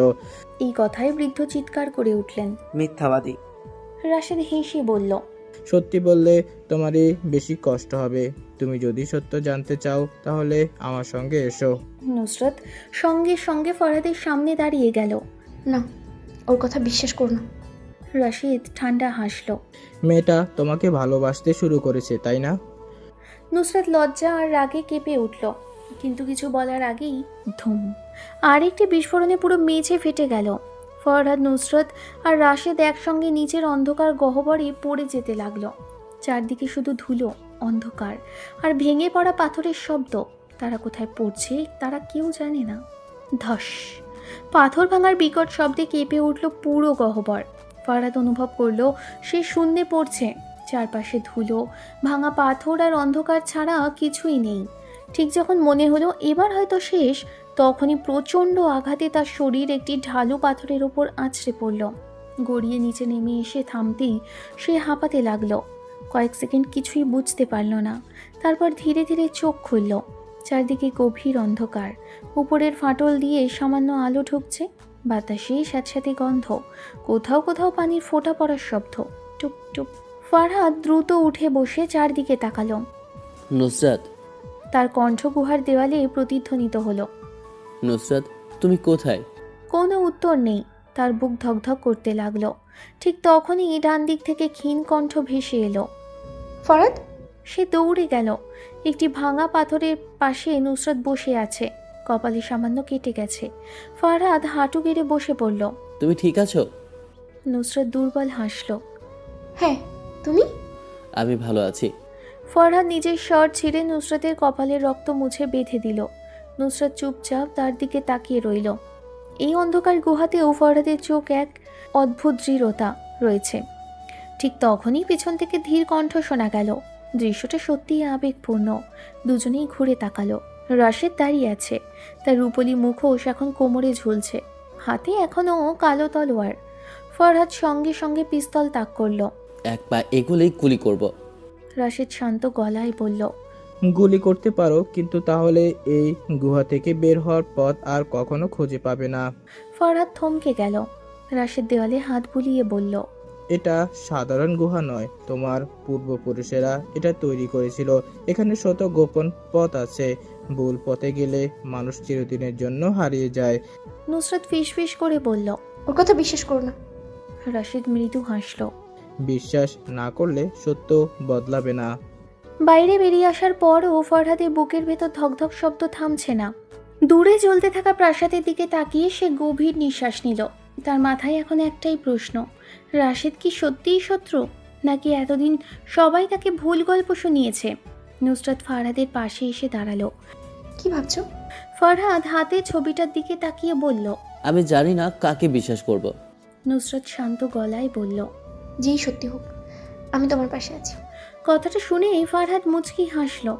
ঠিক তখনই জঙ্গলের ভেতর থেকে পাতার শব্দ ভেসে এলো, খস খস। দুজনেই সতর্ক হয়ে গেল। ফরহাদ সঙ্গে সঙ্গে পিস্তল বের করলো। কয়েক সেকেন্ড পর ঝোপের আড়াল থেকে বেরিয়ে এলো তিনজন সশস্ত্র ব্যক্তি। তাদের পোশাক ধুলোয় মাখা, কিন্তু বাহুতে সেই পরিচিত প্রতীক, দুটি জড়ানো সাপ। তাদের একজন সামনে এগিয়ে এসে বলল, অবশেষে আপনাকে খুঁজে পেলাম স্যার। ফরহাদ ভ্রু কুঁচকে বলল, তোমরা কারা? লোকটি মাথা নিচু করল। আমরা আপনার বাবার সৈনিক। ফরহাদ হতভম্ব হয়ে গেল। কি বললে? লোকটির পকেট থেকে একটি পুরনো ছবি বের করলো। ছবিতে ফরহাদের বাবা আর পাশে দাঁড়িয়ে আছে এই লোকটি। আপনার বাবা আমাদের বলেছিলেন যদি কখনো তিনি ফিরে না আসেন তাহলে আমরা তার ছেলেকে রক্ষা করব। নুসরাত বিস্ময়ে তাকিয়ে রইল। ফরহাদ কিছু বলার আগেই দূরে হঠাৎ একটি বিস্ফোরণ হলো। ধুম। সঙ্গে সঙ্গে মাটি কেঁপে উঠল। একজন সৈনিক চিৎকার করে উঠল, ওরা এসে গেছে। দূরের পাহাড়ের গা বেয়ে নামছে অসংখ্য কালো পোশাকধারী, তাদের হাতে ভারী অস্ত্র। ফরহাদ দাঁত চেপে ধরল। এভাবে পালিয়ে বাঁচা সম্ভব নয়। হঠাৎ তার চোখে পড়ল পাহাড়ের নিচে একটি পুরনো স্থাপনা, ভাঙাচোরা পাথরের দুর্গ। সৈনিকদের একজন বলল, ওখানে গেলে কিছুক্ষণ প্রতিরোধ করা যাবে। ফরহাদ মাথা নাড়ল। চলো। সবাই দ্রুত দুর্গের দিকে দৌড়তে লাগলো। পিছন থেকে ভেসে আসছে গুলির শব্দ। টাট টাট টাট। একটি গুলি ফরহাদের পাশ দিয়ে শো করে চলে গেল। নুসরাত ভয়ে তার হাত শক্ত করে ধরল। কয়েক মিনিট পর তারা দুর্গের ভেতরে পৌঁছে গেল। দুর্গটি বাইরে থেকে ধ্বংসপ্রাপ্ত মনে হলেও ভেতরে ছিল একটি বিশাল গোপন ঘাঁটি। দেওয়ালে পুরনো মানচিত্র, অস্ত্রের বাক্স, আর মাঝখানে একটি বিশাল টেবিল। ফরহাদ ধীরে ধীরে টেবিলের কাছে গেল। সেখানে রাখা একটি পুরনো ডায়েরি দেখে তার বুক কেঁপে উঠল। কারণ ডায়েরির মলাটে লেখা আরিফ হোসেন, ফরহাদের বাবার নাম। কাপা হাতে সে ডায়েরি খুলল। প্রথম পাতায় বড় বড় অক্ষরে লেখা, যদি তুমি এই ডায়েরি পড়ো তাহলে বুঝবে আমি আর বেঁচে নেই। ফরহাদের নিঃশ্বাস আটকে গেল। নুসরাতের পাশে এসে দাঁড়ালো। ডায়েরির পরের লাইন পড়তেই সবাই স্তব্ধ হয়ে গেল। আমার মৃত্যুর জন্য রাশেদ দায়ী নয়। ফরহাদের চোখ বিস্ফোরিত হয়ে উঠল। নুসরাত অবিশ্বাসে ফিস করে বলল, তাহলে আসল বিশ্বাসঘাতক কে? ঠিক তখনই দুর্গের সব আলো নিভে গেল। চারদিকে নেমে এলো অন্ধকার, আর অন্ধকারের ভেতর থেকে ভেসে এলো একটি পরিচিত কণ্ঠ। অবশেষে তোমরা সত্যের কাছাকাছি পৌঁছে গেছো। কণ্ঠটা শুনেই ফরহাদের শরীর কেঁপে উঠল, কারণ সেই কণ্ঠ বৃদ্ধ লোকটার। চারদিকের অন্ধকার যেন নিঃশ্বাস নিচ্ছিল, দুর্গের প্রতিটি দেওয়াল কাঁপছিল দূরের বিস্ফোরণের শব্দে। থুম থুম থুম। ফরহাদ শক্ত করে ডায়েরিটা ধরে দাঁড়িয়ে রইল। হঠাৎ অন্ধকারের ভেতর থেকে ধীরে ধীরে এগিয়ে এলো একটি ছায়ামূর্তি। এক হাতে লণ্ঠন, অন্য হাতে একটি লম্বা কাঠের লাঠি। লণ্ঠনের আলো মুখে পড়তেই সবাই চিনে ফেলল তাকে, সেই রহস্যময় বৃদ্ধ। সৈনিকরা সঙ্গে সঙ্গে অস্ত্র তাক করল। 1 ইঞ্চি এগোবেন না। বৃদ্ধ শান্তভাবে হাত তুললেন। গুলি করো না, এতদিন যেটা লুকিয়েছিল আজ সেটাই বলার সময় এসেছে। ফরহাদ গম্ভীর গলায় বলল। আপনি কে? বৃদ্ধ দীর্ঘশ্বাস ফেললেন। আমি তোমার বাবার বন্ধু ছিলাম। অনেকেই আমাকে বিশ্বাসঘাতক ভেবেছে, আবার অনেকেই মৃত বলে ধরে নিয়েছে, কিন্তু আমি বেঁচে ছিলাম শুধু সঠিক সময়ের অপেক্ষায়। নুসরাত বিস্ময় তাকিয়ে রইল। তাহলে এতদিন আপনি আমাদের সাহায্য করছিলেন? বৃদ্ধ মাথা নাড়লেন। কারণ তোমাদের বাঁচিয়ে রাখাটাই ছিল আমার শেষ দায়িত্ব। ঠিক তখনই বাইরে থেকে মেশিন গানের প্রচণ্ড শব্দ ভেসে এলো। টাট টাট টাট। দুর্গের পাথরের দেওয়ালে গুলি লেগে আগুনের ফুলকি ছড়িয়ে পড়ল। একজন সৈনিক দৌড়ে এসে চিৎকার করল। স্যার, ওরা মূল গেট ভেঙে ফেলেছে। ফরহাদের চোখ মুহূর্তেই কঠিন হয়ে গেল। সে টেবিলের ওপর রাখা পুরনো মানচিত্র খুলে দিল। সবাই শুনুন। সবাই তার চারপাশে জড়ো হলো। দুর্গের 4টা প্রবেশপথ আছে, ওরা সামনের দিক দিয়ে ঢুকবে, আমরা বাঘ হয়ে প্রতিরোধ করব। একজন সৈনিক বলল। কিন্তু ওদের সংখ্যা আমাদের অন্তত 10 গুণ। ফরহাদ শান্ত স্বরে বলল। সংখ্যা নয়, অবস্থান যুদ্ধ জেতায়। বৃদ্ধ মৃদু হেসে বললেন। ঠিক তোমার বাবার মতোই কথা বলছো। কয়েক মিনিটের মধ্যেই সবাই নিজ নিজ অবস্থানে চলে গেল। নুসরত একটি স্নাইপার রাইফেল তুলে দিল। ফরহাদ অবাক হয়ে তাকালো। তুমি এটা চালাতে পারো? বিশ্ববিদ্যালয়ে যাওয়ার আগে বাবা আমাকে শিখিয়েছিলেন, কোনোদিন কাজে লাগবে ভাবিনি। ফরহাদ কিছু বলল না, শুধু মাথা নাড়ল। বাইরে তখন শত্রুরা এগিয়ে আসছে। ধোয়ার ভেতর দিয়ে কালো পোশাকের অসংখ্য মানুষ। তাদের নেতা সামনে দাঁড়িয়ে গর্জে উঠল। জবাব এলো না। পরের মুহূর্তেই থাম। দুর্গের ওপর প্রথম রকেট আঘাত করল। পাথর ভেঙে পড়তে লাগলো। ফরহাদ চিৎকার করল। আগুন! সঙ্গে সঙ্গে চারদিক থেকে গুলির ঝড় শুরু হয়ে গেল। টাট টাট টাট। থাই থাই থুম। দুর্গের উঁচু প্রাচীর থেকে একের পর এক শত্রু পড়ে যেতে লাগলো। নুসরাত দূর থেকে লক্ষ্যভেদ করে শত্রুর অগ্রগতি থামিয়ে দিল। 1 জন, 2 জন, 3 জন। তার নিশানা একটাও ভুল হলো না। কিন্তু শত্রুর সংখ্যার কোনো শেষ নেই। হঠাৎ একটি গ্রেনেড ছুটে এলো। ফরহাদ চিৎকার করে উঠল। সবাই নিচে। বিস্ফোরণে পুরো কক্ষ কেঁপে উঠল। ধোঁয়া কেটে যেতেই দেখা গেল 2 জন সৈনিক আহত হয়েছে। বৃদ্ধ তাদের সরিয়ে নিরাপদ স্থানে নিয়ে গেলেন। এদিকে শত্রুরা দুর্গের ভেতর ঢুকে পড়েছে। এখন যুদ্ধ শুরু হলো মুখোমুখি। একজন শত্রু ফরহাদের দিকে ঝাঁপিয়ে পড়তেই সে দ্রুত পাশ কাটিয়ে তাকে নিরস্ত্র করে মাটিতে ফেলে দিল। আরেকজন ছুরি নিয়ে আক্রমণ করল। ফরহাদ তার হাত চেপে ধরে ছুরিটা দূরে ছুঁড়ে মারল। চারদিকে ধুলো, ধোঁয়া আর চিৎকার। ঠিক তখনই শত্রুদের নেতা ভেতরে প্রবেশ করল। তার মুখ কালো মুখোশে ঢাকা। সে ধীরে ধীরে মুখোশ খুলে ফেলল। সবাই স্তব্ধ। লোকটিকে কেউ চিনতে পারল না। সে ঠান্ডা গলায় বলল। এতদিন তোমরা ভুল মানুষকে দোষ দিয়ে এসেছো। ফরহাদের বুকের ভেতর আগুন জ্বলে উঠল। তাহলে আমার বাবাকে? লোকটি নির্বিকারভাবে বলল। হ্যাঁ, আমি তাকে হত্যা করেছিলাম, কারণ তিনি সত্য প্রকাশ করতে চেয়েছিলেন। নুসরত ক্রোধে কাঁপতে লাগলো। তুমি মানুষ নও। লোকটি হেসে উঠল। ইতিহাস বিজয়ীদের লেখা হয়। সে পিস্তল তুলতেই ধাই, গুলিটা লক্ষ্যভ্রষ্ট হলো। কারণ ঠিক সেই মুহূর্তে রাশেদ কোথা থেকে এসে তার হাত সরিয়ে দিয়েছে। ফরহাদ বিস্ময়ে তাকিয়ে রইল। রাশেদ বলল। আমি বলেছিলাম আমি তোমার শত্রু নই, আমাদের আসল শত্রু এই মানুষটা। শত্রু নেতা দাঁত চেপে দুজনের দিকে ঝাঁপিয়ে পড়ল। শুরু হলো শেষ লড়াই।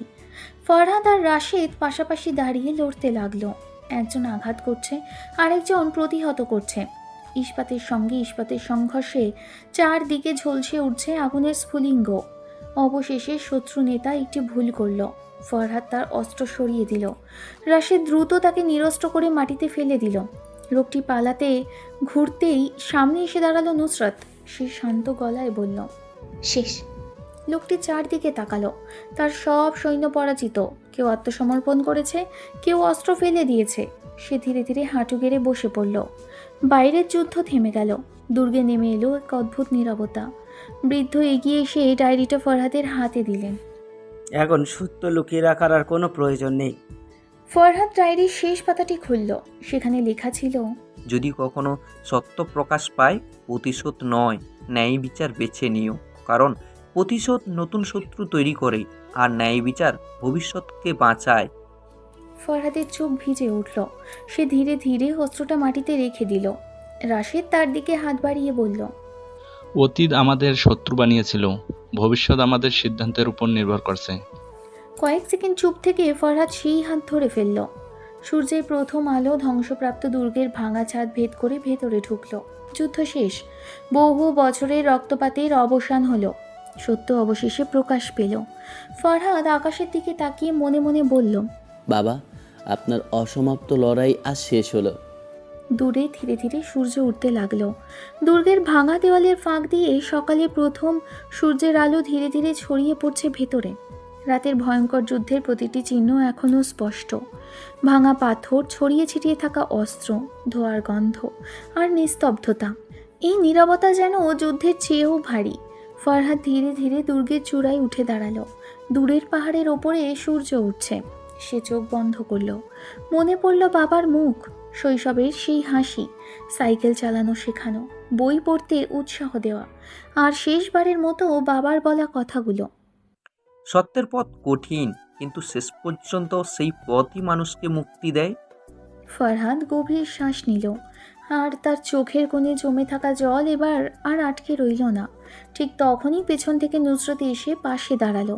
সে কিছু বলল না, শুধু নীরবে ফরহাদের পাশে দাঁড়িয়ে রইল। কিছুক্ষণ পর নুসরত মৃদু স্বরে বলল, শেষ পর্যন্ত সব শেষ হলো।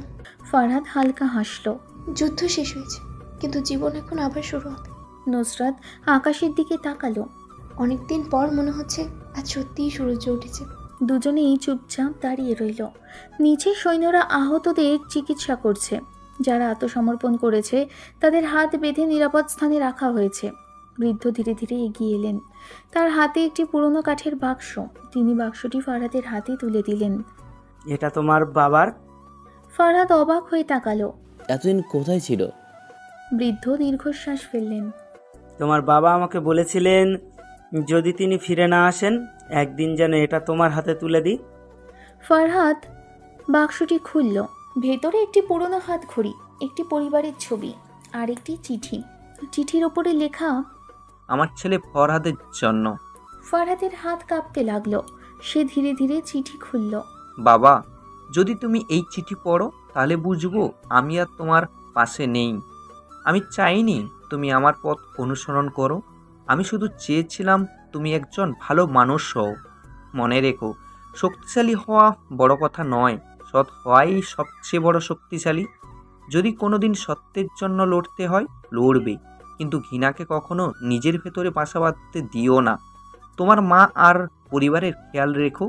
আমি সবসময় তোমার উপর গর্ব করব। তোমার বাবা। চিঠি পড়ে ফরহাদ আর নিজেকে সামলাতে পারল না। সে হাঁটু গেড়ে বসে পড়ল। নুসরাত আলতো করে তার কাঁধে হাত রাখল। তোমার বাবা তোমাকে নিয়ে সত্যি গর্ব করতেন। ফরহাদ চোখ মুছে মাথা নাড়ল। এবার বাড়ি ফিরতে হবে। ফেরার পথ। দুপুরের দিকে সবাই দুর্গ ছেড়ে বেরিয়ে পড়ল। চারদিকে সবুজ পাহাড়, বনের ভেতর দিয়ে সরু রাস্তা, পাখিদের ডাক। মনে হচ্ছিল প্রকৃতি যেন নতুন করে বেঁচে উঠেছে। জিপের স্টিয়ারিংয়ে রাশেদ, পাশে ফরহাদ, পেছনের সিটে নুসরাত আর বৃদ্ধ। অনেকক্ষণ কেউ কোনো কথা বলল না। হঠাৎ রাশেদ বলল, এতদিনের ভুল বোঝাবুঝির জন্য আমাকে ক্ষমা করতে পারবেন? ফরহাদ জানলার বাইরে তাকিয়ে রইল। কিছুক্ষণ পর বলল, অতীত বদলানো যায় না, তবে ভবিষ্যৎ বদলানো যায়। রাশেদের মুখে হাসি ফুটে উঠল। তাহলে আমরা নতুন করে শুরু করি। ফরহাদ হাত বাড়িয়ে দিল। অবশ্যই। দুজনের করমর্দনে যেন পুরনো শত্রুতা মিলিয়ে গেল। বাড়ির সামনে বিকেলের শেষ আলো। জিপ এসে থামলো ফরহাদের নানু বাড়ির সামনে। পুরনো দোতলা বাড়ি, সামনের আম গাছটা এখনও আগের মতোই দাঁড়িয়ে। বারান্দার গ্রিলে লতানো ফুল। দরজার সামনে দাঁড়িয়ে আছেন ফরহাদের মা, মামা ও সবাই। তিনি অনেকক্ষণ ধরেই রাস্তার দিকে তাকিয়েছিলেন। গাড়ি থামতেই ফরহাদের মা দৌড়ে এগিয়ে এলেন। ফরহাদ গাড়ি থেকে নামতেই মা তাকে শক্ত করে জড়িয়ে ধরলেন। বাবা, তুই ফিরে এসেছিস? তোরা কোথায় হারিয়ে গিয়েছিলি? তোদের কত জায়গায় খুঁজেছি আমরা। ফরহাদ আর নিজেকে ধরে রাখতে পারল না। মা, দুজনেই কাঁদতে লাগলো। বহুদিনের জমে থাকা অপেক্ষা, দুশ্চিন্তা আর ভালোবাসা এক মুহূর্তে যেন অশ্রু হয়ে ঝরে পড়ল। নুসরাত কিছুটা দূরে দাঁড়িয়ে সেই দৃশ্য দেখছিল। তার চোখও ভিজে উঠেছে। মা এবার নুসরাতের দিকে তাকালেন। তিনি এগিয়ে এসে নুসরাতের হাত ধরলেন। কিরে মা, তোরা এতদিন কোথায় ছিলি? নুসরাত বলল, আসলে খালামণি, আমরা একটু কলেজে গিয়েছিলাম। তখন মামি বলল। তারপর সবাই ভিতরে যায়, আর ভেতরে ঢুকতেই নানু দৌড়ে এসে বলল, এতদিন তোরা কই ছিলি? পুরা গ্রাম খুঁজেছি। নুসরাত হেসে বলল, আরে বুড়ি ছাড়ো ওরে, আর আমাদের একটু জরুরি কাজ ছিল। তারপর সবাই ভিতরে চলে গেল এবং যে যার রুমে গেল, আর নুসরাত ফারহাদের পিছনে ঘরের ভেতর। ফারহাদ তার ব্যাগ থেকে একটি পুরনো ছবি বের করলো, আর ছবিটা আর কারণ না, ছবিটা হচ্ছে ফারহাদের আব্বুর। হাত তুলে সালাম করলো। আমি ফিরে এসেছি বাবা, আপনার কথা রেখেছি। মা এসে তার পাশে দাঁড়ালেন। তোমার বাবা আজ থাকলে খুব খুশি হতাম। ফারহাদ তার মায়ের দিকে হাঁ করে তাকিয়ে আছে। মা হেসে বললেন, আমি সব জানি ফরহাদ। নুসরাত বলল, মানে খালামণি, আপনি সব জানতেন? ফারহাদের আম্মু বলল, সব জানি আমি। রাত খাওয়া শেষ করে সবাই বারান্দায় বসেছে। হালকা বাতাস বইছে, দূরে ঝিঝি পোকার ডাক। ফারহাদ আর নুসরাত পাশাপাশি বসে আকাশের তারা দেখছে। নুসরাত ধীরে বলল, এত কিছু হয়ে গেল, এখনো বিশ্বাস হচ্ছে না। ফারহাদ শান্ত কণ্ঠে উত্তর দিল, কিছু ক্ষত হয়তো কখনো পুরোপুরি সারে না, কিন্তু সেই ক্ষত নিয়েও মানুষ নতুন জীবন শুরু করতে পারে। নুসরাত মৃদু হেসে বলল, তাহলে আমাদের নতুন জীবনও আজ থেকে শুরু? ফারহাদ তার দিকে তাকিয়ে হাসল। মনে হয় তাই। দূরে উঠোনে ফারহাদের মা দাঁড়িয়ে তাদের দেখে মৃদু হাসলেন। তখন ফারহাদের মা তার নানুর কাছে গিয়ে বলল, আমার দুই নাতিকে এক করে দিব। কিন্তু ঠিক সেই সময় নুসরাত ফারহাদকে একটা কথা বলল। একটা কথা বলি তোমায়। বলেন মহারানী, কি কথা? আচ্ছা ফরহাদ, আমাকে তোর কাছে কেমন লাগে রে? রাক্ষসীর মতো কেন?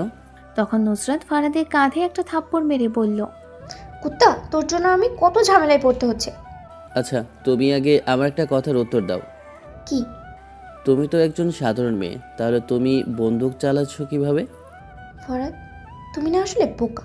তুমি কি ভুলে গেছো যে আমার বাবা একজন সেনাবাহিনীর কর্নেল ছিল? ফরহাদ মাথায় হাত দিয়ে বলল, তেরি, আমি তো ভুলেই গেছি। আচ্ছা, এগুলো বাদ দাও, আগে বল আমাকে কেমন লাগছে? বললাম না রাক্ষসে। নুসরাত রেগে ওকে মারতে লাগলো, আর ফরহাদ হাত দিয়ে সেই মার সামলাতে লাগলো আর বলল, আরে আপু, কি করছো তুমি? আমার লাগছে, ছাড়ো প্লিজ। কি বললি তুই? আবার বল। আমি আবার কি করলাম? তুই আপু বললি কারে? কেন তোমাকে? তুমি আমার সিনিয়র খালাতো বোন না? আমি তো আর তোর আপন বোন না। তুমি আমার আপন বোন না, কিন্তু বোন তো। তখন নুসরত বলে, আচ্ছা তুই কি সত্যি কিছু বুঝতে পারিস না? কি বুঝবো আমি? এরই মাঝে মামি ডেকে যায় তাদের রাতের খাবার খেতে। তারপর সবাই মিলে একসাথে বসে খেতে থাকলো।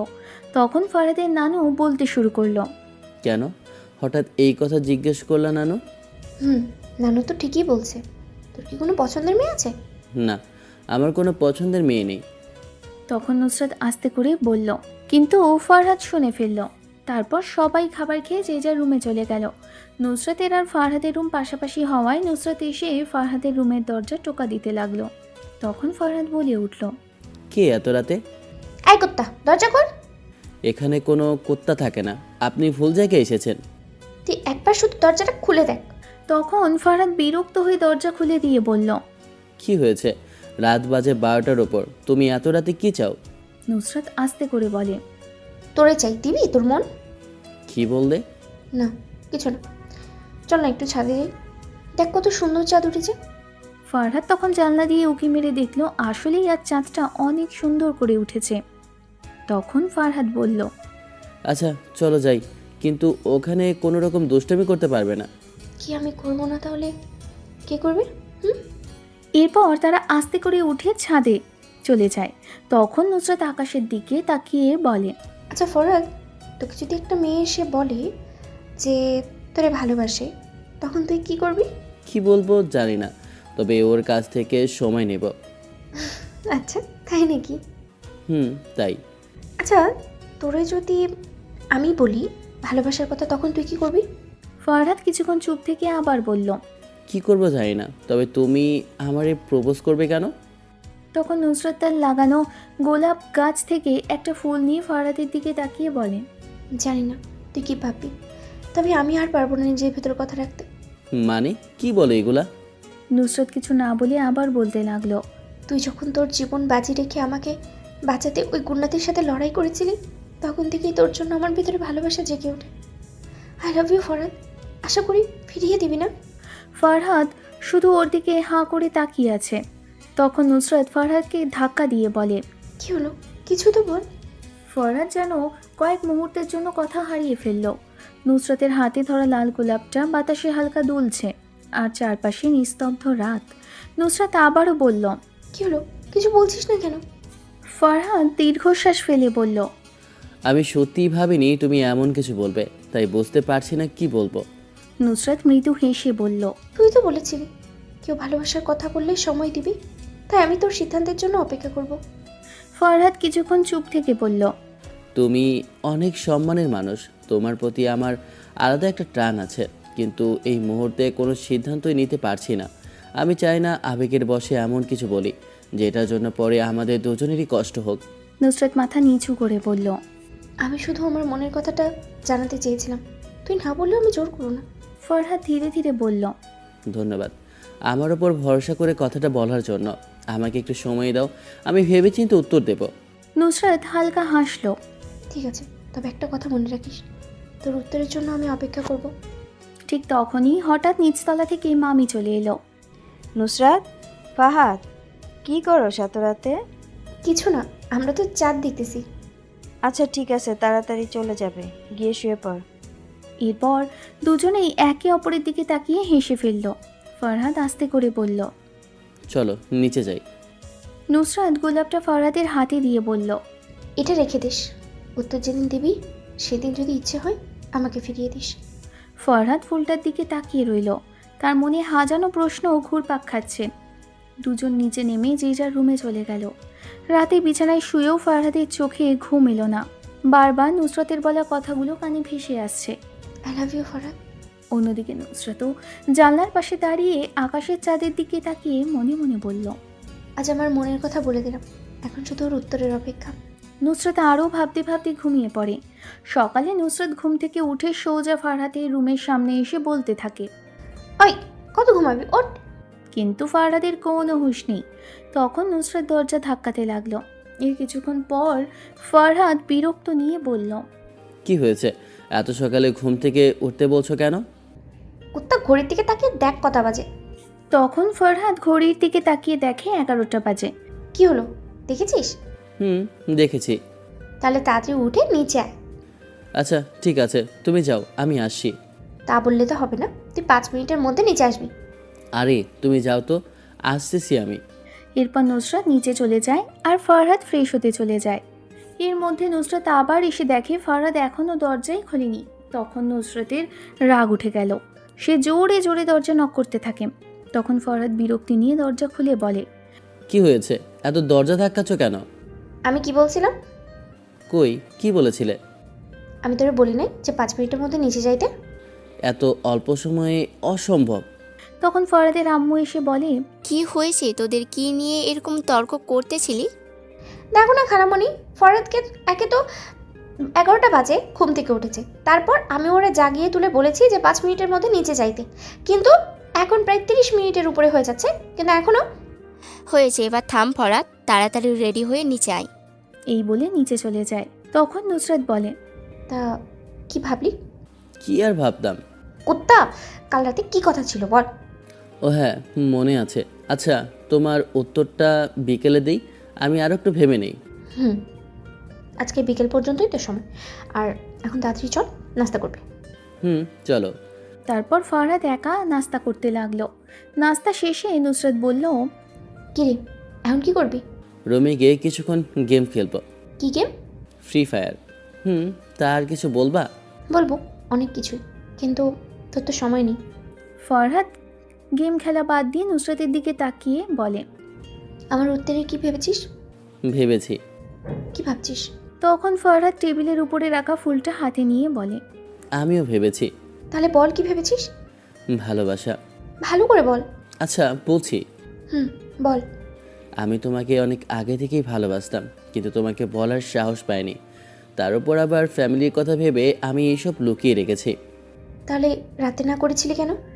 তখন এরকমভাবে বলবে আমি বুঝতে পারি নাই। ঠিক তখনই নুসরাত বলে, ওরে, বলে সত্যিই কি তুই আমাকে ভালোবাসিস? হয়তো। যদি সত্যি ভালোবাসিস তাহলে আমাকে এক্ষুনি প্রপোজ করবি। তা না হয় করব, কিন্তু একটা শর্ত আছে। কি শর্ত? আমাকে এখন থেকে তুই করে বলতে পারবে না। আচ্ছা, তাহলে কি করে বলবো? তোমার যা ইচ্ছা হয় তাই বলো। কথা না বলে প্রপোজ কর। জানো নুসরাত, তোমাকে প্রথম যেদিন দেখেছিলাম সেদিন থেকেই মনে হয়েছিল তুমি অন্য সবার থেকে আলাদা। তোমার হাসি, তোমার রাগ, তোমার যত্ন, সব কিছু ধীরে ধীরে আমার হৃদয়ে একটা আলাদা জায়গা করে নিয়েছে।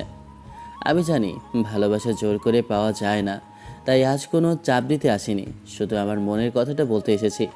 আমি তোমাকে সত্যিই ভালোবাসি নুসরাত। তোমার সঙ্গে সারা জীবন হাসতে চাই, কাঁদতে চাই, সুখ দুঃখ ভাগ করে নিতে চাই। তুমি কি আমার জীবনের সবচেয়ে সুন্দর মানুষটা হয়ে থাকবে? I love you Nusrat. তুমি কি আমার গার্লফ্রেন্ড হবে? ফরহাদ কথাগুলো বলেই একটি লাল গোলাপ নুসরাতের দিকে বাড়িয়ে দিল। নুসরাত কিছুক্ষণ চুপ করে রইল। লজ্জায় তার মুখটা লাল হয়ে গেল। সে মৃদু হেসে গোলাপটা হাতে নিয়ে বলল, এতদিন ধরে এই কথাটারই অপেক্ষায় ছিলাম। আমিও তোকে অনেক ভালোবাসি Farhad. I love you too. তারপর ফরহাদ বলল, তা এবার কি করবে ম্যাডাম? নুসরাত আঙুলের উপর আঙুল রেখে বলতে শুরু করলো, এবার আম্মুকে বলবো, মামাকে বলবো, তারপর আমাদের বিয়ে হবে, একটা সুন্দর সংসার হবে, আর সেই সংসারে একটা ছোট্ট সোনামণি আসবে। আমাকে আম্মু বলবে, কত মজা হবে, তাই না? সে এভাবে বলতে থাকলো আর ফরহাদ মাথায় হাত দিয়ে শুনতে লাগলো। বল, ভাবি তাকিয়েছিস কেন? শর্তের কথা ভুলে গেছো? না, বলি নাই। তাহলে এবার ডাকো। কি বলে ডাকবো? যা ইচ্ছা হয়। আচ্ছা ঠিক আছে। কি?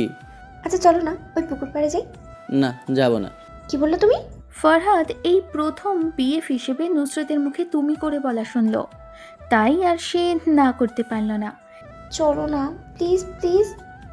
ঠিক আছে যাব, কিন্তু ওখানে কোনো রকম দুষ্টামি করতে পারবে না। একটু করব। তাহলে আমি যাব না। না গেলে আমি জোর করে নিয়ে যাব। এই বলে ফরহাদকে টানতে টানতে নিচে নিতে লাগলো। পুকুর পাড়ে নুসরাত সিঁড়ি ঘাটে বসে আছে। ফরহাদ তার থেকে একটু দূরে বসে তা দেখে নুসরাতের মাথা গরম হয়ে গেল। সে এসে ফরহাদের গা ঘেঁষে বসে পড়ে আর ডান হাত ধরে। ফরহাদ হতভম্ব হয়ে যায়। কি করছো কি? কেউ দেখে ফেলবে তো। দেখলে দেখো, তাতে আমার কিছু যায় আসে না। এই বলে নুসরাত ফরহাদের গালে একটা কিস দিয়ে দেয়। ফরহাদ গালে হাত দিয়ে বলে, কি করলে এটা? এটা তো শুধু নমুনা, আরো কত কিছু বাকি আছে। আচ্ছা, তুমি আমাকে কি সত্যিই ভালোবাসো? এখনো সন্দেহ আছে তোমার? সন্দেহ আছে কিনা জানি না, তবে একটা কথা বলতে পারি। কি? ধরো তুমি আমি এখন থেকে অনেক মিলেমিশে চলতে শুরু করলাম।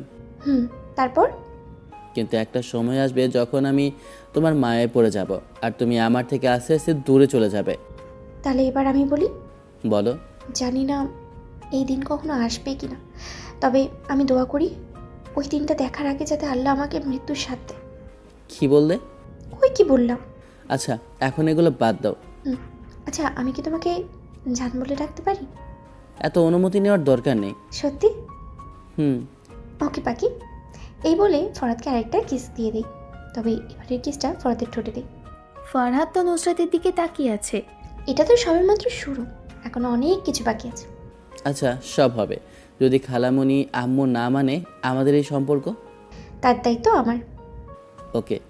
তারপর তারা আরও কিছুক্ষণ সেখানে বসে থেকে বাড়ির দিকে চলে যায়। বাসায় এসে ফরহাদ তার রুমে চলে যায় আর নুসরাত চলে যায় ফরহাদের আম্মুর কাছে। কি রে মা, কিছু বলবি? বললাম তো, অনেক কিছু, যদি তুমি কিছু না মনে করো।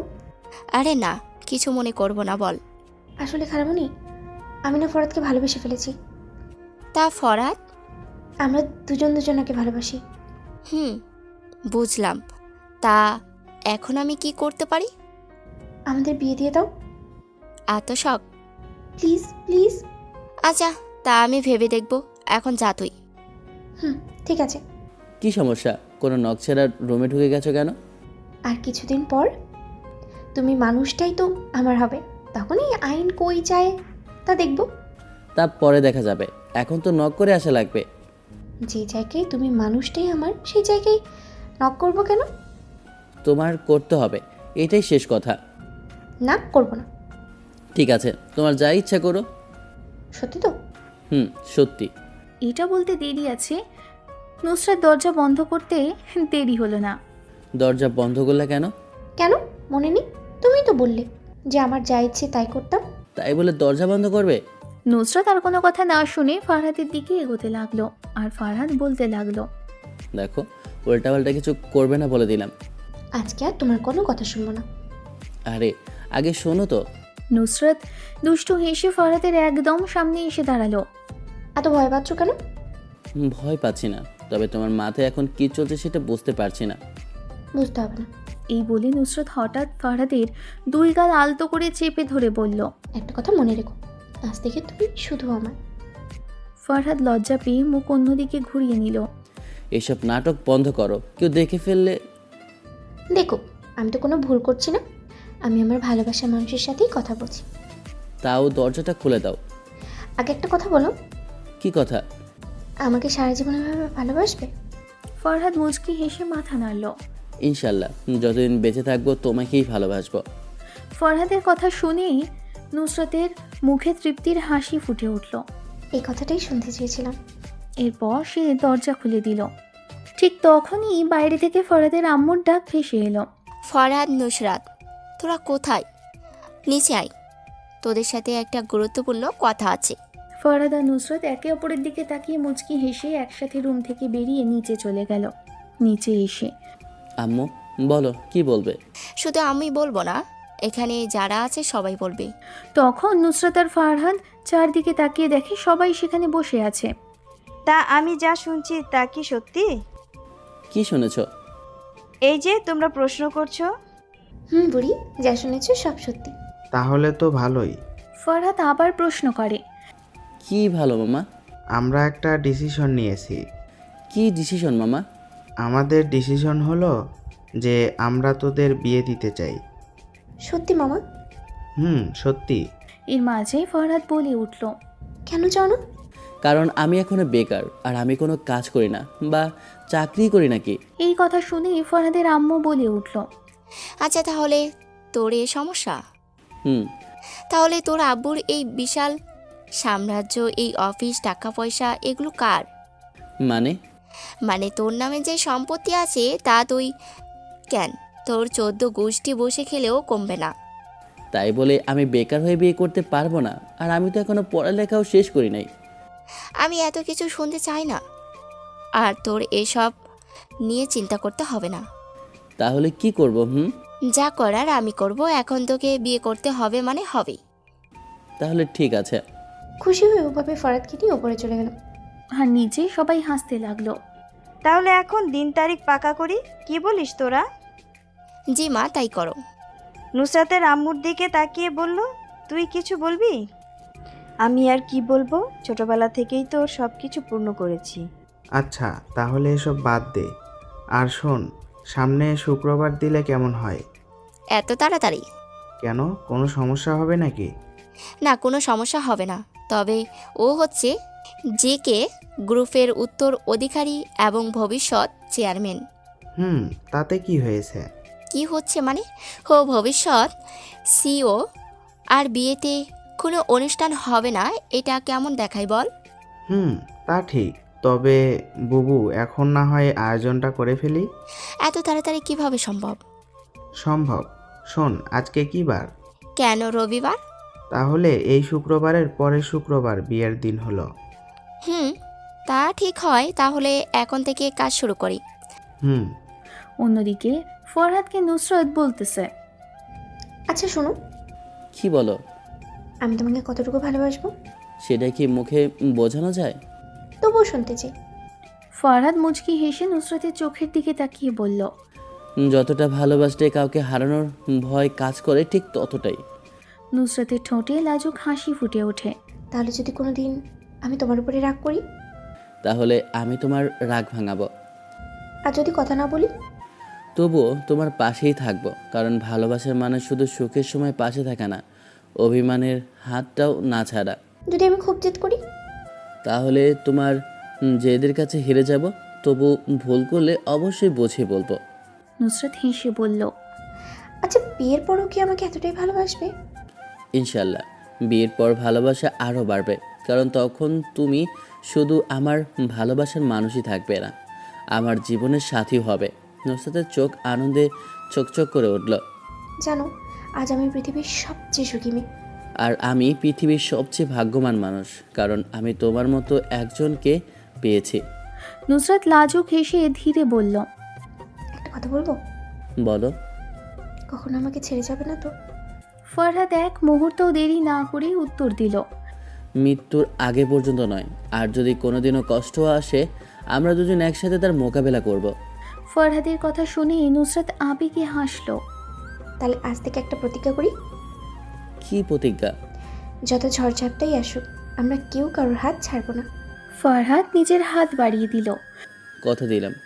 নুসরাতও নিজের হাত ফরহাদের হাতে রেখে বলল, আমিও কথা দিলাম। ফরহাদ ঘুম থেকে উঠেই বারান্দায় এসে দাঁড়ালো। হালকা বাতাস বইছে, সামনের উঠোনে সবাই বিয়ের প্রস্তুতি নিয়ে ব্যস্ত। ঠিক তখনই নুসরাত 2 কাপ চা হাতে নিয়ে সেখানে এলো। এই নাও, তোমার জন্য চা। তুমি নিজে বানিয়েছো? খেয়ে বলো কেমন হয়েছে। ফরহাদ এক চুমুক দিয়ে মুচকি হেসে বলল, খুব ভালো হয়েছে। শুধু ভালো? কারণ যে মানুষটা বানিয়েছে সে ভালো বলে চাটাও ভালো হয়েছে। নুসরাত লজ্জা পেয়ে নিচের দিকে তাকিয়ে হাসলো। এমন সময় নিচ থেকে ফরহাদের আম্মুর ডাক ভেসে এলো, ফরাদ, নিচে আয় বাবা, তোর সাথে একটু কথা আছে। আসি আম্মু। নিচে নেমে দেখে ড্রয়িং রুমে সবাই বসে আছে। বাবা, বিয়ে মানে শুধু দুজন মানুষের সম্পর্ক নয়, অনেক দায়িত্ব আসে। জানি আম্মু। তাই আমি চাই তুই পড়াশোনা শেষ করবি, পাশাপাশি অফিসের কাজও ধীরে ধীরে শিখবি। ভবিষ্যতে তোকে অনেক কিছু সামলাতে হবে। ইনশাল্লাহ আমি চেষ্টা করব। আমরা কেউ চাই না তোর স্বপ্ন থেমে যাক, বিয়ের পরও পড়াশোনা চালিয়ে যাবি। ধন্যবাদ মামা, তোমরা পাশে আছো বলেই সাহস পাচ্ছি। এদিকে নুসরাত রান্নাঘরে তার আম্মুর সাথে কাজ করছে। মা, বিয়ের পর নতুন সংসার হবে, রাগ করলে চলবে না, ধৈর্য ধরে সব বুঝে নিতে হবে। জানি আম্মু, আমি চেষ্টা করব সবাইকে আপন করে নিতে। আর ফাহাদ পড়াশোনার ব্যাপারেও তোকে সহযোগিতা করবে। অবশ্যই, আমি চাই ও নিজের সব স্বপ্ন পূরণ করুক। বিকেলের দিকে ফরহাদ আর নুসরাত বাড়ির ছাদে গেল। কি ভাবছো? ভাবছি কয়েকদিন পর আমাদের জীবনটাই বদলে যাবে। ভয় লাগছে? একটু তো লাগেই, নতুন একটা দায়িত্ব শুরু হবে। আমরা যদি একে অপরকে বুঝে চলি তাহলে সব সহজ হয়ে যাবে। ঠিক বলেছ। কিছুক্ষণ দুজনেই নীরবে আকাশের দিকে তাকিয়ে রইল। সূর্য ধীরে ধীরে পশ্চিমে ঢলে পড়ছে। একটা কথা বলি? বলো। আমি চাই আমাদের সম্পর্কের ভিত্তি হোক বিশ্বাস, সম্মান আর বোঝাপড়া। আমিও তাই চাই। রাগ অভিমান হবে, কিন্তু কখনো কোনো কথা বন্ধ করব না। কথা দিলাম। আমিও কথা দিলাম। ঠিক তখনই নিচ থেকে নানুর ডাক শোনা গেল, এই তোরা দুজন নিচে আয়, বিয়ের কেনাকাটার তারিখ করতে হবে। নুসরাত হেসে বলল, চল এবারে বাস্তবের কাজ করি। হ্যাঁ, শুধু স্বপ্ন দেখলে হবে না, দায়িত্বও নিতে হবে। তারপর দুইজন একসাথে নিচে চলে আসে। বলো কি বলবে? বাবা, প্রিয় মানুষ পেয়েছে, এখন কি তাড়াহুড়ো করছে? আইবরি, তুমি আমার জামাইয়ের দিকে নজর দিবে না বলে দিলাম। আচ্ছা, এখন এসব বাদ দে। শোন, তোদের যে জন্য ডেকেছি। বলো কি জন্য ডেকেছো? তোদের তো বিয়ে আর কিছুদিন পর। তাহলে আজকে বিকালে সবাই রেডি থাকবে, সবাই কেনাকাটা করতে মার্কেটে যাব। ওকে। তারপর সবাই কিছুক্ষণ কথা বলে আর ফরহাদ উপরে চলে যায়। তার পেছনে নুসরাতও চলে যায় ফরহাদের রুমে। পাশাপাশি দাঁড়িয়ে জানালার বাইরে তাকিয়ে রইল দুজন। হালকা বাতাসে পর্দা দুলছে আর তাদের দুজনের মুখেই এক অদ্ভুত প্রশান্তি। দেখছো কত তাড়াতাড়ি আমাদের স্বপ্নটা পূর্ণতা পেতে যাচ্ছে? ফরহাদ মুচকি হেসে নুসরাতের দিকে তাকালো। সত্যি বলতে এখন মাঝে মাঝে মনে হয় সবকিছু যেন স্বপ্ন। যদি স্বপ্নও হয় তাহলে আমি চাই এই স্বপ্নটা যেন কখনো না ভাঙে। ইনশাল্লাহ ভাঙবে না। আমরা দুজন সবসময় একে অপরের পাশে থাকবো। একটা কথা বলো তো, বলো। বিয়ের পরও কি আমাকে এভাবেই ভালোবাসবে? ফারহাদ হালকা হেসে বলল, ভালোবাসা যদি সময়ের সাথে কমে যায় তাহলে সেটা ভালোবাসা নয়। আমি চাই প্রতিটা দিন তোমাকে নতুন করে ভালোবাসতে। নুসরাতের চোখে আনন্দের ঝিলিক ফুটে উঠল। তাহলে আমিও প্রতিদিন তোমাকে নতুন করে ভালোবাসবো। এমন সময় দরজায় টোকা পড়ল। ঠক ঠক। কে? বাহির থেকে ছোট মামাতো ভাই রফির কণ্ঠ ভেসে এলো। রাফি ভাইয়া, নিচে সবাই রেডি, মার্কেটে যাওয়ার সময় হয়ে গেছে। আচ্ছা, আমরা আসি। রাফি চলে যেতেই নুসরাত হেসে বলল, চলো, আজকে কিন্তু আমার পছন্দের শাড়ি কিনতে হবে। শুধু শাড়ি? তোমার যা ভালো লাগে সবই কিনবো। এত খরচ করতে হবে না। তোমার হাসির দাম কোনো কিছুর সাথেই তুলনা হয় না। নুসরাত লজ্জা পেয়ে হালকা করে তাকিয়ে হাসলো। তারপর দুজন একসাথে নিচে নেমে এলো। নিচে এসে দেখে সবাই গাড়িতে ওঠার প্রস্তুতি নিচ্ছে। সবাই চলে এসেছিস তো? সবাই একসাথে বলল। তাহলে আর দেরি কেন, চল আজকে এই কেনাকাটা শেষ করে আসি। সবাই হাসি মুখে গাড়িতে উঠে বসলো আর নতুন জীবনের প্রস্তুতি নিতে একসাথে রওনা দিল শহরের সবচেয়ে বড় মার্কেটের উদ্দেশ্যে। সবাই গাড়িতে উঠে বসলো। সামনে মামা গাড়ি চালাচ্ছেন, মামি পাশে। পিছনের সিটে পাশাপাশি বসেছে ফরহাদ আর নুসরাত, তাদের পাশে রাফি আর নানু। গাড়ি চলতে শুরু করতেই রাফি দুষ্টুমি করে বলল, ভাইয়া ভাবিকে নিয়ে বসে আছেন, কিন্তু একটা কথা বলছে না কেন? সবাই হেসে উঠল। তোর এত খবর রাখার দরকার নেই। ওকে কিছু বলো না, ও তো ছোট। ছোট হলেও সব বুঝি কিন্তু। নানু হেসে বললেন, আরে বিয়ের আগে এত লজ্জা, বিয়ের পরে তোদের আর খুঁজেই পাওয়া যাবে না। নুসরাত লজ্জায় মুখ নিচু করে ফেলল। কিছুক্ষণ পর তারা শহরের সবচেয়ে বড় শপিং মলে পৌঁছালো।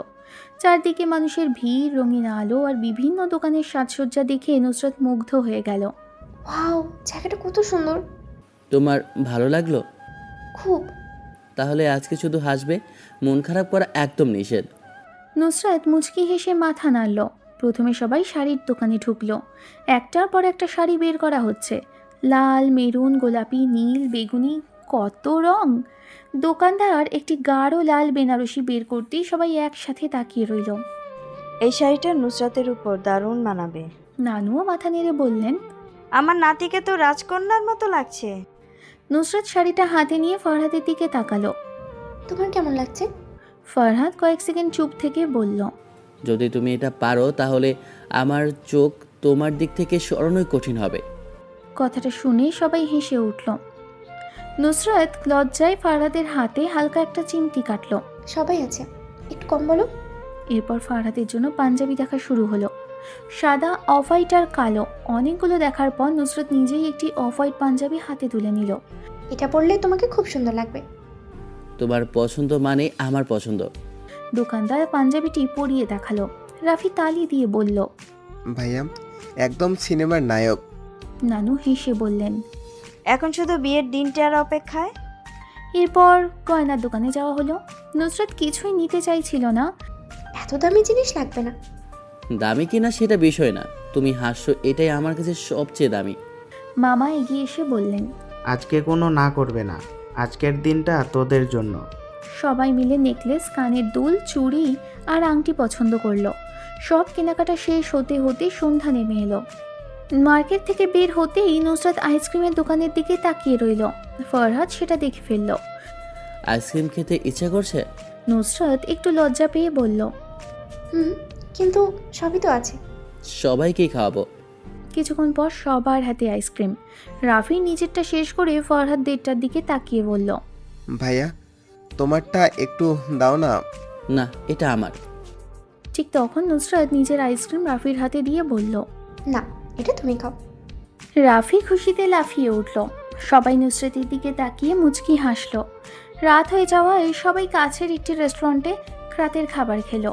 খাওয়ার সময় নানু বললেন, আজকে তোদের দুজনকে দেখে আমার অনেক শান্তি লাগছে। আল্লাহ যেন তোদের সারা জীবন এভাবেই সুখে রাখেন। সবাই একসাথে বলল, আমিন। রাত প্রায় 9:30টার দিকেই সবাই বাড়ির উদ্দেশ্যে রওনা দিল। গাড়ির জানালার বাইরে তাকিয়ে নুসরাত ধীরে করে ফরহাদকে বলল, আজকের দিনটা আমি কোনোদিনও ভুলবো না। ফরহাদ মুচকি হেসে উত্তর দিল, এটা শুধু শুরু, সামনে আমাদের জীবনের সবচেয়ে সুন্দর দিনগুলো অপেক্ষা করছে। রাত প্রায় 10টার দিকে সবাই বাড়িতে ফিরে এলো।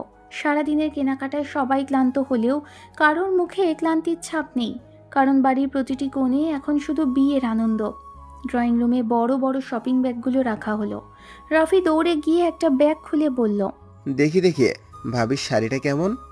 নুসরাত দৌড়ে এসে বলল, আই দুষ্টু, এখনই খুলবি না। সবাই হেসে উঠল।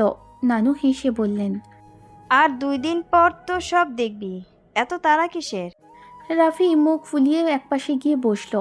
ফরহাদ তার কাঁধে হাত রেখে বলল, রাগ করিস না, বিয়ের দিন তোকে সবার আগে দেখাবো। কথা দিলেন? কথা দিলাম। রাফি খুশি হয়ে ফরহাদকে জড়িয়ে ধরল। পরদিন সকাল, ফজরের নামাজ শেষে বাড়ির উঠোনে শুরু হলো গায়ে হলুদের প্রস্তুতি। রঙিন কাপড় দিয়ে পুরো উঠান সাজানো হয়েছে। চারদিকে ফুলের মালা, আলোকসজ্জা আর রঙিন বেলুন।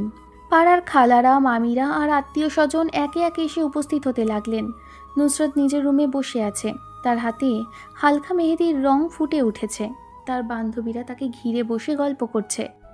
একজন বান্ধবী বলল, আজকে তোকে একদম রাজকন্যার মতো লাগছে। নুসরাত লজ্জা পেয়ে শুধু হাসল। এদিকে ফরহাদকেও সবাই হলুদ রঙের পাঞ্জাবি পরিয়ে উঠানে নিয়ে এলো। রাফি চিৎকার করে বলল, আজকে ভাইয়াকে কেউ ছাড়বে না। সবাই হেসে উঠল। প্রথমে নানু ফরহাদের কপালে হলুদ লাগিয়ে দোয়া করলেন, আল্লাহ তোমাদের দুজনকে সুখে রাখুক, ভালো রাখুক, একে অপরের জন্য রহমত বানিয়ে দিক। সবাই একসাথে বলল, আমিন। তারপর একে একে সবাই ফরহাদকে হলুদ মাখিয়ে দিল। রাফি সুযোগ বুঝে পুরো মুখে হলুদ মেখে দিল। আরে পাগল, এত হলুদ কে লাগায়? আজকে আপনাকে ছাড়া হবে না। সবাই হাসতে হাসতে লুটোপুটি। অন্যদিকে নুসরাতের গায়েও একে একে সবাই হলুদ মাখিয়ে দিল। নুসরাতের চোখে তখন আনন্দের অশ্রু। তার আম্মু এসে তাকে বুকে জড়িয়ে ধরে বললেন, ছোট মেয়েটা কবে বড় হয়ে গেল বুঝতেই পারলাম না। নুসরাত মায়ের বুকে মাথা রেখে কেঁদে ফেলল। আম্মু, আমি তোমাদের খুব মিস করব। তার আম্মুও চোখের পানি লুকোতে পারলেন না। ঠিক তখন ফরহাদের আম্মু এগিয়ে এসে নুসরাতের মাথায় হাত রেখে বললেন, কেঁদো না মা, তুমি শুধু আমার ছেলের বউ নও, আজ থেকে আমার মেয়েও। কথাটা শুনে নুসরাত আবারও আবেগে জড়িয়ে ধরল তাকে। বিকেলের দিকে শুরু হলো ছোট্ট সাংস্কৃতিক অনুষ্ঠান। রাফি আর তার বন্ধুরা নাচ গান করে সবাইকে হাসিয়ে দিল। মামা মাইক্রোফোন হাতে নিয়ে বললেন, আজকের এই হাসি যেন সারা জীবন আমাদের পরিবারে থাকে। সবাই করতালি দিল। অনুষ্ঠান শেষে ফরহাদ আর নুসরাত কয়েক মুহূর্তের জন্য ছাদে গেল। সূর্য ডুবে যাচ্ছে। হালকা বাতাসে নুসরাতের চুল উঠছে। ফরহাদ কিছুক্ষণ চুপচাপ তাকিয়ে থেকে বলল, কালকের পর তুমি আমার জীবনের সবচেয়ে আপন মানুষ হয়ে যাবে। নুসরাত মুচকি হেসে বলল, আর তুমি বলে আমার পৃথিবীর সবচেয়ে প্রিয় মানুষ। ফরহাদ আলতো করে বলল, আল্লাহ যেন আমাদের এই ভালোবাসা সবসময় হালাল, সুন্দর আর অটুট রাখেন। আমিন। দুজন আকাশের দিকে তাকিয়ে নীরবে দোয়া করল। নিচ থেকে আবার রাফির ডাক ভেসে এলো, ভাইয়া, ভাবি, কাল কিন্তু বিয়ে, আজকে আর গল্প না, নিচে শোন। দুজন একে অপরের দিকে তাকিয়ে হেসে নিচে নেমে এলো। সবার মুখে এখন একটাই অপেক্ষা। আজ সেই প্রতীক্ষার দিন। ভোরের আলো ফুটতেই পুরো বাড়ি উৎসবের রঙে রঙিন হয়ে উঠল। আত্মীয় স্বজন, বন্ধু বান্ধব আর প্রতিবেশীদের আনাগোনায় চারদিকে আনন্দের আমেজ। ফরহাদ ফজরের নামাজ আদায় করে আল্লাহর কাছে 2 রাকাত নফল নামাজ পড়ে দোয়া করল, আল্লাহ আমাদের এই নতুন জীবনকে ভালোবাসার শান্তি আর রহমতে ভরিয়ে দিও, আমিন। অন্যদিকে নুসরাতও নামাজ শেষে আল্লাহর কাছে চোখ ভরা অশ্রু নিয়ে দোয়া করল। সকালের ব্যস্ততা কাটিয়ে বিকেলের দিকে শুরু হলো বরযাত্রার প্রস্তুতি। অফ হোয়াইট পাঞ্জাবি, সাদা পায়জামা আর মাথায় পাগড়ি পরে ফরহাদকে যেন রাজপুত্রের মতো লাগছিল। রাফি দৌড়ে এসে বলল, ভাইয়া, আজকে কিন্তু একদম হিরো লাগছে। সবাই হেসে উঠল। নানু এগিয়ে এসে ফরহাদের কপালে হাত রেখে দোয়া করলেন, আল্লাহ তোমাদের সংসারে বরকত দান করুক, সব বিপদ আপদ থেকে হেফাজত করুক। সবাই একসাথে বলল, আমিন। কিছুক্ষণ পর বরযাত্রা নুসরতদের বাড়ির উদ্দেশ্যে রওনা দিল। সেখানে পৌঁছতেই অতিথিদের ফুল দিয়ে বরণ করে নেওয়া হলো। নুসরতকে লাল বেনারসি, সোনালি গয়না আর হালকা সাজে সত্যিই রাজকন্যার মতো লাগছিল। ফরহাদ এক মুহূর্ত তাকিয়ে থেকে মুচকি হেসে ফেলল। কাজী সাহেব সবাইকে নিয়ে বসলেন। কাবিননামা পড়া হলো। কাজী সাহেব নুসরতকে জিজ্ঞেস করলেন, আপনি কি ফরহাদকে স্বামী হিসেবে কবুল করলেন? নুসরত মাথা নিচু করে শান্ত কণ্ঠে বলল, আলহামদুলিল্লাহ, কবুল করিলাম। 3বার কবুল করার পর একই প্রশ্ন ফারহাদকেও করা হলো। ফারহাদ দৃঢ় কণ্ঠে বলল, আলহামদুলিল্লাহ। সঙ্গে সঙ্গে চারদিকে ধ্বনিত হলো আলহামদুলিল্লাহ। সবাই আনন্দে করতালি দিল। দুজনের জন্য দোয়া করা হলো। মামা চোখ মুছতে মুছতে বললেন, আজ থেকে তোরা শুধু দুজন মানুষ নস, একে অপরের দায়িত্ব। ফারহাদ মাথা নেড়ে বলল, ইনশাল্লাহ আমি নুসরাতকে সবসময় সম্মান ভালোবাসার যত্নে রাখবো। ফারহাদের আম্মু নুসরাতকে বুকে জড়িয়ে ধরে বললেন, আজ থেকে তুমি শুধু আমার ছেলের স্ত্রী নও, তুমি আমার মেয়ে। নুসরাত আবেগে তার হাত ধরে বলল, আম্মু, আমি সব সময় আপনাদের মুখ উজ্জ্বল করার চেষ্টা করব। এরপর সবাই একসাথে রাতের খাবার খেলো। রাফিয়া আবারও তার দুষ্টুমি শুরু করলো। ভাইয়াম, এখন তো ভাবিকে আর লুকিয়ে কথা বলতে হবে না। সবাই আবার হেসে উঠল। রাত গভীর হলে নবদম্পতিকে নতুন ঘরে নিয়ে যাওয়া হলো। ঘরটি ফুল দিয়ে সুন্দরভাবে সাজানো। নুসরাত লজ্জায় মাথা নিচু করে বসে আছে। ফরহাদ ধীরে ধীরে তার সামনে এসে বসলো। আলহামদুলিল্লাহ, আজ থেকে তুমি আমার জীবনের সবচেয়ে বড় নিয়ামত। নুসরাত মুচকি হেসে উত্তর দিল, আর তুমি আমার জীবনের সবচেয়ে বড় ভরসা। ফরহাদ তার দিকে তাকিয়ে বলল, একটা প্রতিশ্রুতি দাও। কি প্রতিশ্রুতি? সুখে দুঃখে হাসি কান্নায় আমরা কখনো একজন আরেকজনের হাত ছেড়ে দেব না। নুসরাত আলতো করে নিজের হাত ফরহাদের হাতে রেখে বলল, ইনশাল্লাহ কখনো না। দুজনে একসাথে আল্লাহর কাছে এই নতুন জীবনের জন্য দোয়া করল। জানালার বাইরে পূর্ণিমার আলো। নতুন এক জীবনের পথ চলা শুরু হলো তাদের। ভালোবাসা, বিশ্বাস, সম্মান আর পারিবারিক বন্ধনের এই গল্প এখানেই শেষ হলেও ফরহাদ আর নুসরাতের সুন্দর সংসারের গল্প চলতে থাকবে আজীবন।